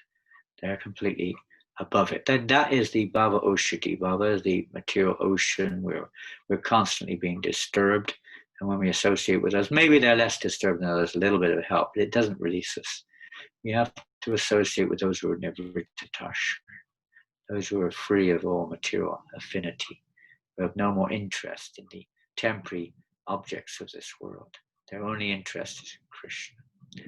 I wish we could go on further, but there's a lot of other points here. If lust has such negative forces or is portrayed negatively, why was it manifested in human nature in the first place? Well, again, it's a reciprocation with us in terms it's not necessarily, it's the mode of passion. The mode of passion is the mode of action. And the living entity by nature is by nature, we're conscious, we're sentient living beings. We're looking for ways of satisfying our desires. So the mode of passion is there to give us that, you could say, impetus, that strike to endeavor, to engage in various activities. Now, the mode of passion can be very favorable when engaged in Krishna's service. the choice is there even within the material world. It's a reciprocal arrangement of the Lord. It's how we relate to the modes of nature, not only to the modes of nature. Of course, when we're in ignorance, we just take it for granted. That's the way it is. That's the way it is. It's meant to teach us a lesson. Just like sometimes when you have a child, the child insists on having something, you know it's not really going to be much use to the kid, but he insists, you give it, and then hopefully he gets some realization. Maybe he doesn't, but the idea is that the child gets some realization. So the idea is that we also get some realization. And human society is meant the platform to get that realization. So therefore, in human society, the mode of passion, according to the situation one born in, and the situation of one's nature, and so on and so forth, we may be more or less passionate in different ways, but one is regulated according to the situation of varnashram. That passion is regulated so that gradually it comes under control, gradually it becomes favorable, gradually we get released from what is the real lust. The real lust is the lit coming from the soul. The modes of nature are just basically fulfilling the degree of the living entity's lusty desire or passionate desire, or whatever you wish to call their animosity towards Krishna. It's reciprocal, but by good fortune, that can all change, and we can actually utilize these passionate effects which we may have according to our karma, our passionate natures, and the passionate modes of nature around us by preaching Krishna consciousness, or as Arjuna did in the great battle of Kurukshetra, Hanuman in the battle of Lanka, and so on, utilizing that passion for favorable purposes. To be engaged is meant to be engaged in Krishna's service. So it can be favorable also. It's just reciprocating, fulfilling our needs. These modes of nature are there. In the spiritual world, we could say that the only mode there is love for Krishna, but still, that passion we've just heard is there in the spiritual world. That's kama rupa, that form of kama, which is also understood to be lust. It is there in the spiritual world, but it is a love. A lust is there for satisfying Krishna's desire, eagerness, determination, how to please Krishna. So human life is to gradually evolve towards that purpose. Chanting and daily worship remains the biggest factor to control lust in this material world, at least in me. I had seen in me during the lockdown period, I do feel different. It's still transforming in my life. Good. There's some experience there. What is there such a thing as good lust? Well, we just heard about that, transcendental lust. Good lust in this material world is just another aspect of material. Now, you may have a lusty desire or a covet to see that people in the material world are all well fed, that people are, looked after. That's the mode of goodness influenced somewhat. It's mixed, but it's still somewhat the mode of goodness. One may have a desire to, be a good person or to be elevated to a higher plane of existence and so on and so forth by performing various activities recommended in the Vedas. Vedas mainly deal with the three modes of nature, rise above them, Krishna says. But nonetheless, there is a mode of goodness there. So people will in the material world describe it as good activity. The word activity is also influenced, you could say, related to passion, or rajagun, to motivates action. Krishna's giving these a motivation for action. So there's good action, there's passion, mode of passion action, and the mode of passion where we're absolutely desiring to enjoy our present situation and get fruits from our present situation. And then there's mode of passion, mode of ignorance, activity also. But there's mode of goodness, but this is again not real goodness. Shuddha sattva means above the modes of nature, and that is when we're engaging whatever the modes of nature are influencing us, we're engaging them in Krishna's service. So thus it becomes step by step, it can become transcendental, Shuddha sattva, pure goodness.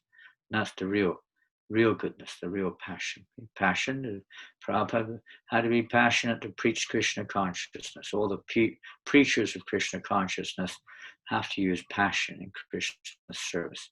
Instead of being controlled by passion, we utilize passion in Krishna's service.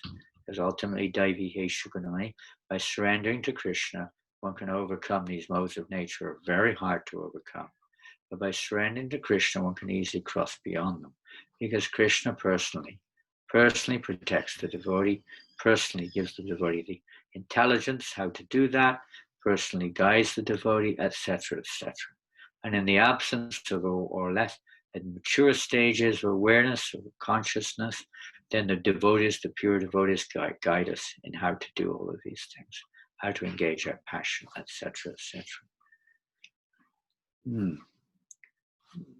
Don't feed lusty and leave them, or should we replace it with more service reading? Yes, both of them simultaneously. But the positive one is, yes, to be fully engaged 24 hours a day if we can, not just trying to tolerate lusty desires. That's not our purpose. That would generally lead to Mayavada or impersonal conclusions of the absolute truth. We want to engage positively, as we hear the example, when the cup is full, there's no room for anything else to enter in. We have to fill our cup with devotional activities as much as we can, and not, sometimes we spend a lot of time on the mental plane, although there are attitudes, we've heard a lot about that, this feeling of repentance, this feeling of feeling regret, that we indulge ourselves for so long. Oh, maybe sometimes we become morose or depressed. Oh, I'm so useless, I can't make progress. We sometimes absorb ourselves in these things, but that's not really our business. There may be an underlying feeling of these kind of like repentant feelings, of how helpless we are. But when we're in a helpless state, the main thing we have to do is to take some shelter of something that can help us, not just something that can't, let's say, sympathizes with our helpless condition, or tries to make us feel better in our helpless condition. But no, we have to take shelter of somebody who is not. Somebody who can actually help us, someone who's not in a helpless condition, somebody who's taken shelter of the lotus feet of Krishna, which means devotional service, practical service at our stage, Vaidhi sadhana bhakti. We're trying to keep engaged 24 hours a day. Yes, this is the positive way of dealing with it.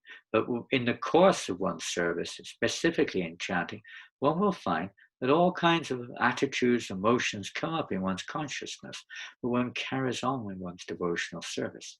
It becomes embellishes our devotional service. Genuine humility and genuine repentance, genuine feeling of helplessness, all manifest to increase our humility and dependence upon the Lord. Instead of meditating on ourselves, it helps us to take more shelter, just like the devotee asked about or mentioned about coronavirus, how it's helping. So on the positive side, this helps us, and these thoughts come up.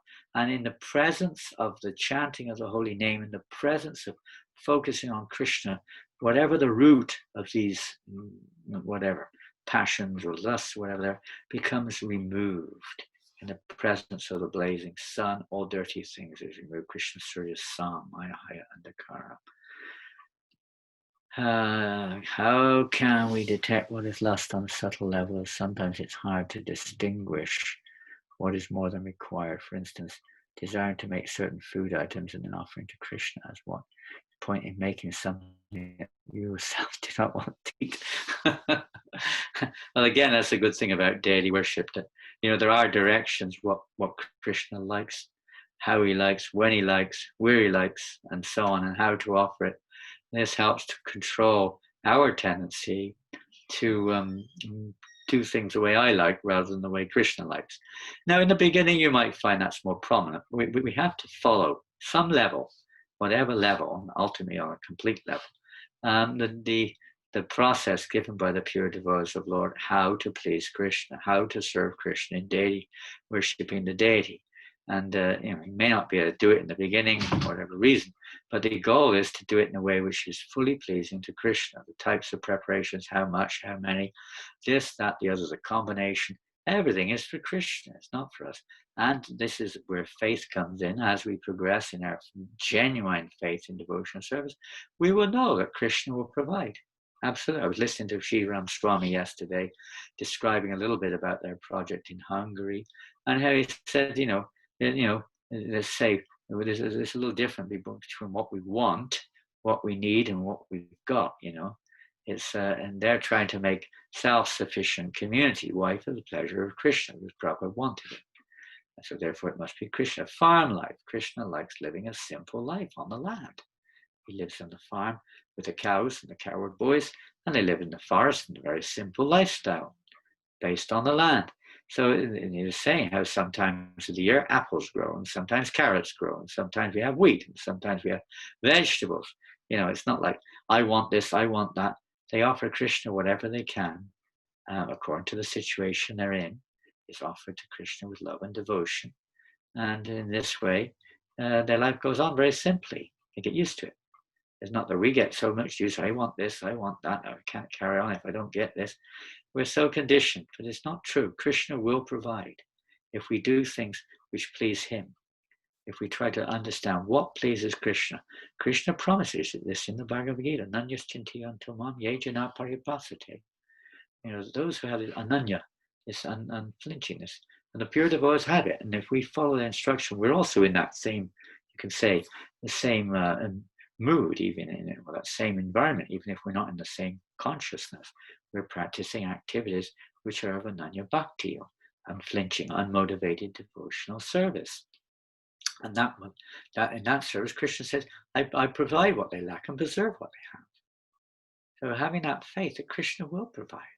This is how we make advancement in spiritual life, when we associate with somebody who's actually on that level of genuine selflessness, where they're not controlled by lust.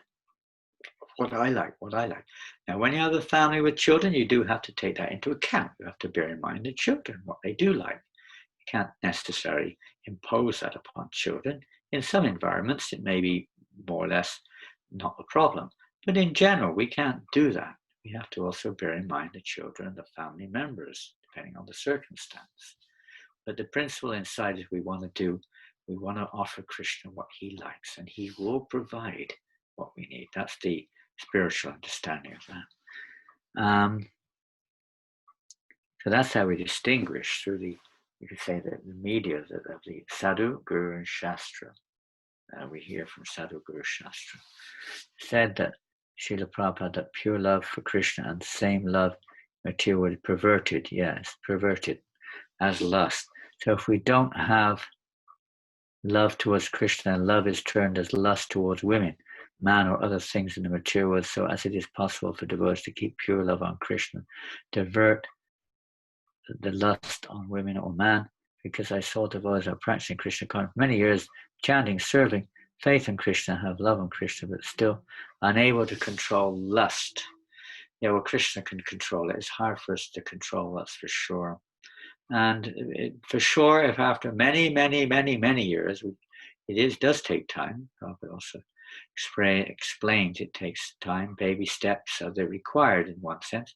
It can happen in a second, it can take longer. There's no way of measuring it in terms of time. It depends to our degree of surrendering to Krishna. And we cannot say what's going on in particular individuals' hearts. We may know our own heart. We're not going to, pinpoint others, but we can look at our own heart, and we can see in our own heart, to what degree am I being sincere? To what degree am I being, serious about my practice of spiritual life? There's usually some good reason for it. It's not just a matter of that's the way it is, Prabhu. Sorry about that. And there's usually a good reason, or let's say a definable reason why. It may be the quality of our chanting. It may be certain interactions with other devotees. It may be we're purposely harboring various sensual activities, etc. We're not revealing our hearts. Revealing our hearts in confidence in the right association is extremely important. When we hear classes, it's kind of general, and things just kind of like blow over, and we go about our lives. Association, Bhaktisiddhanta would put much emphasis on the degree of our association with matter and spirit, how much we're associating with materialistic persons or materialistic subject matters, how much we're associating with spiritual persons and spiritual subject matters.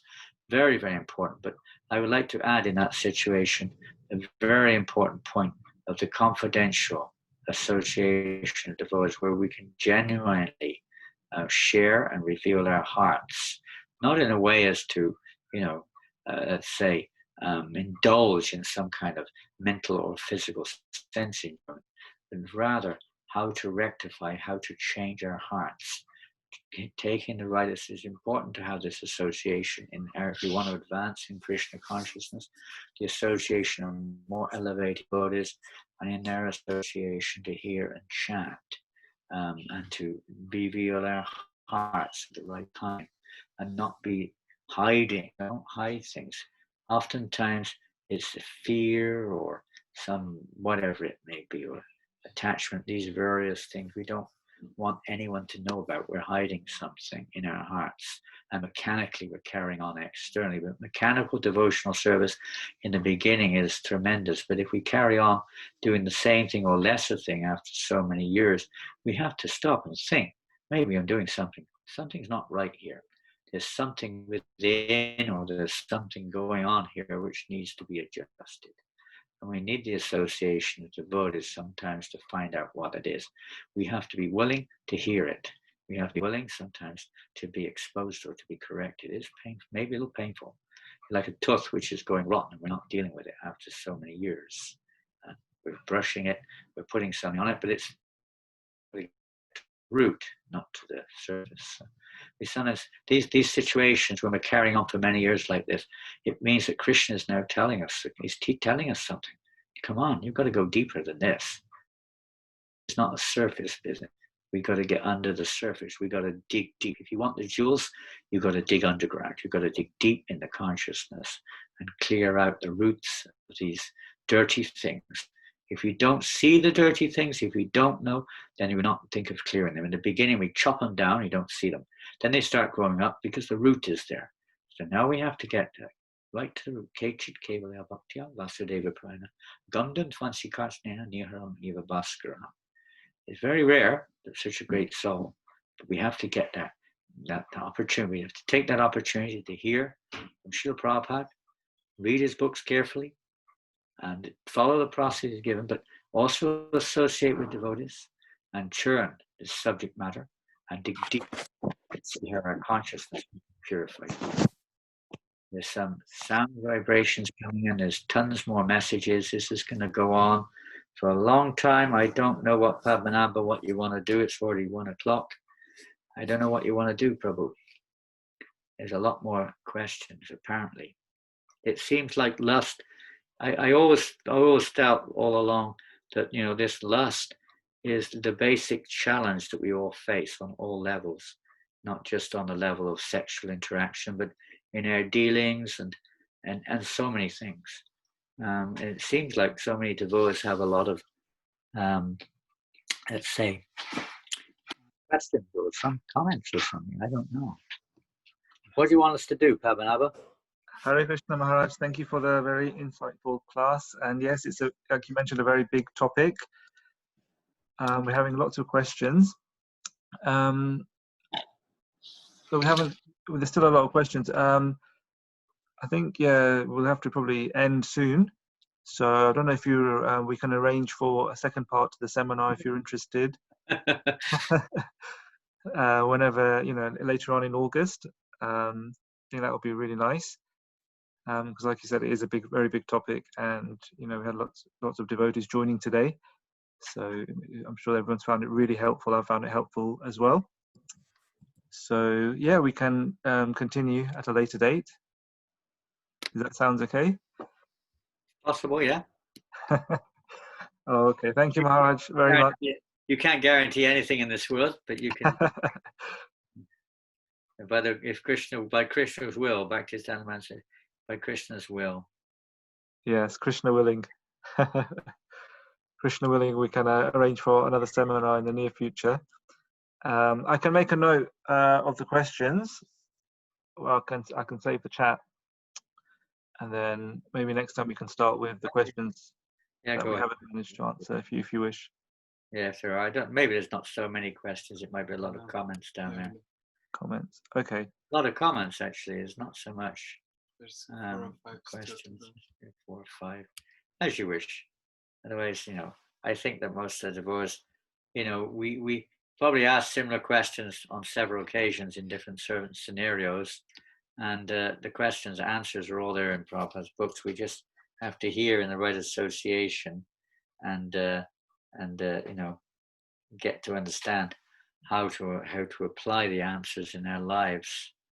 But everything's there in Prabhupada's books. All the answers to these questions are there in different places. At different stages, we may see or not see, and at different stages, the nature of the answer is the same. But I mean, the degree of the, say, the application may vary at different stages of our lives. You know, getting married, brahmachari, and so on are one simple aspect of that. But even then, internally at different stages, different instructions are more relevant. But they're all there in Prabhupada's books.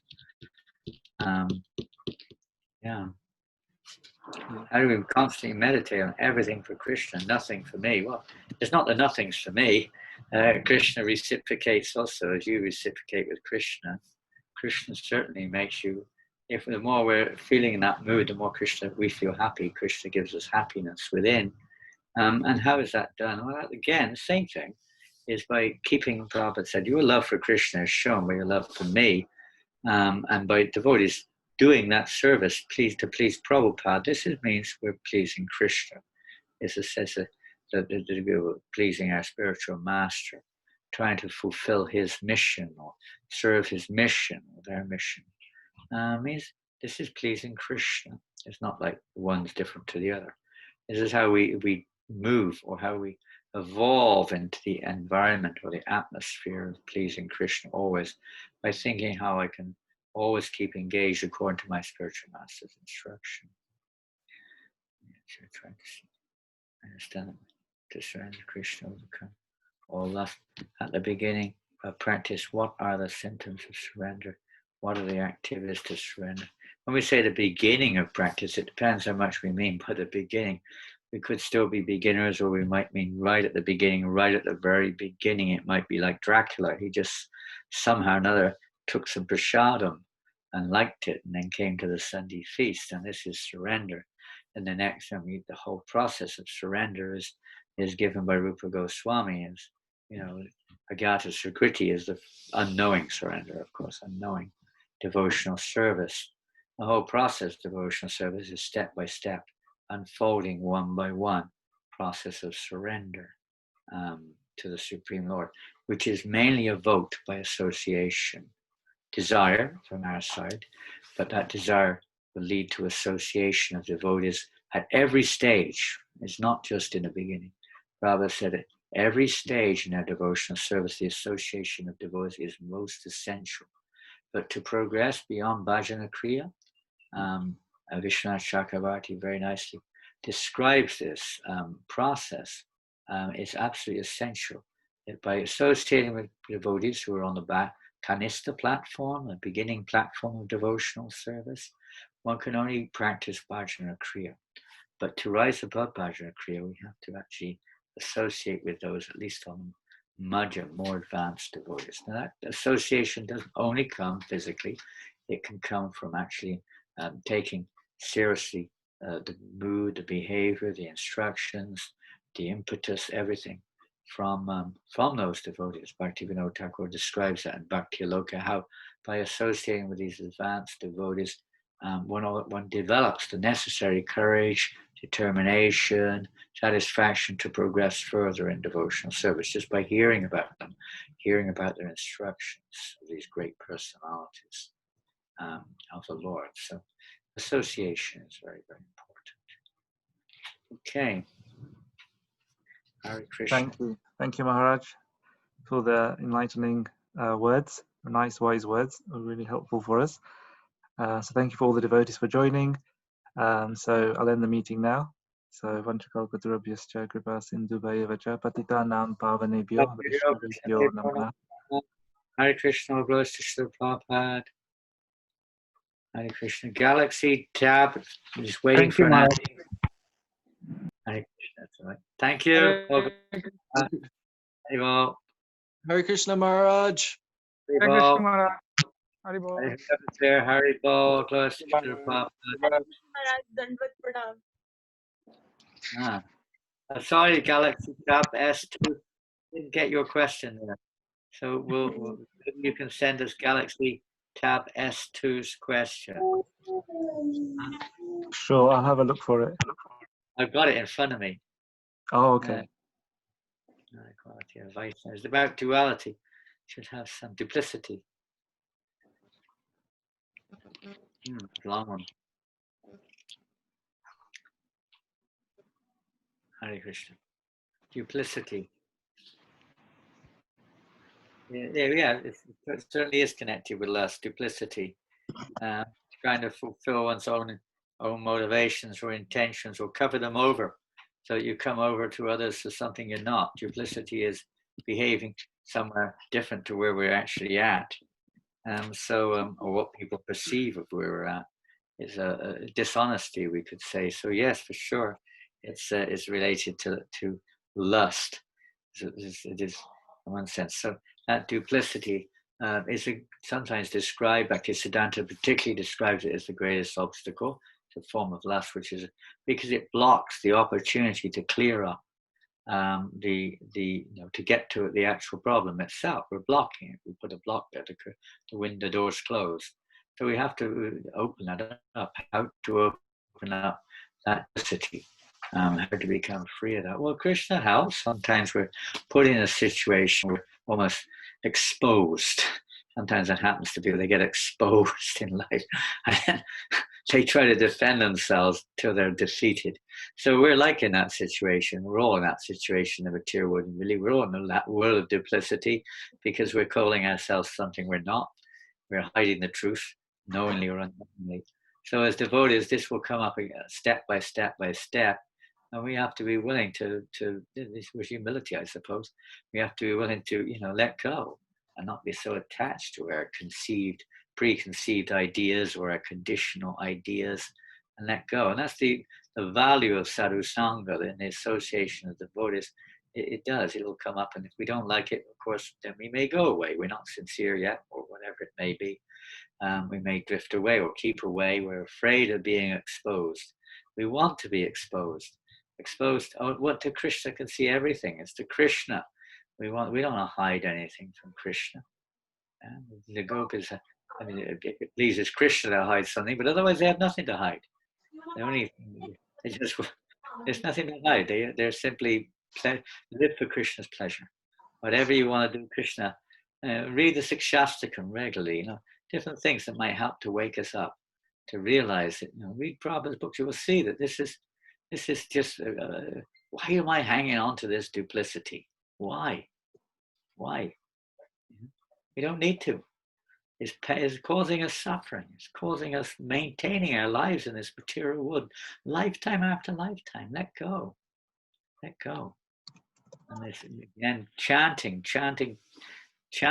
with devotees, Yuga Dharma, Harinam Sankirtan, chanting, kirtan.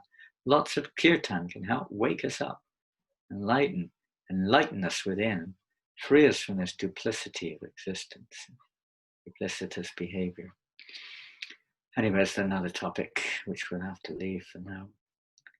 Jai Srila Prabhupada Ki Jai. Hare Krishna. Thank you all very much. Go away. Hare Bol. Thank you, Padmanabha. Hare Krishna. Hare Bol. No, thank you very much, Hare Krishna Maharaj. Thank you. Prabhupada.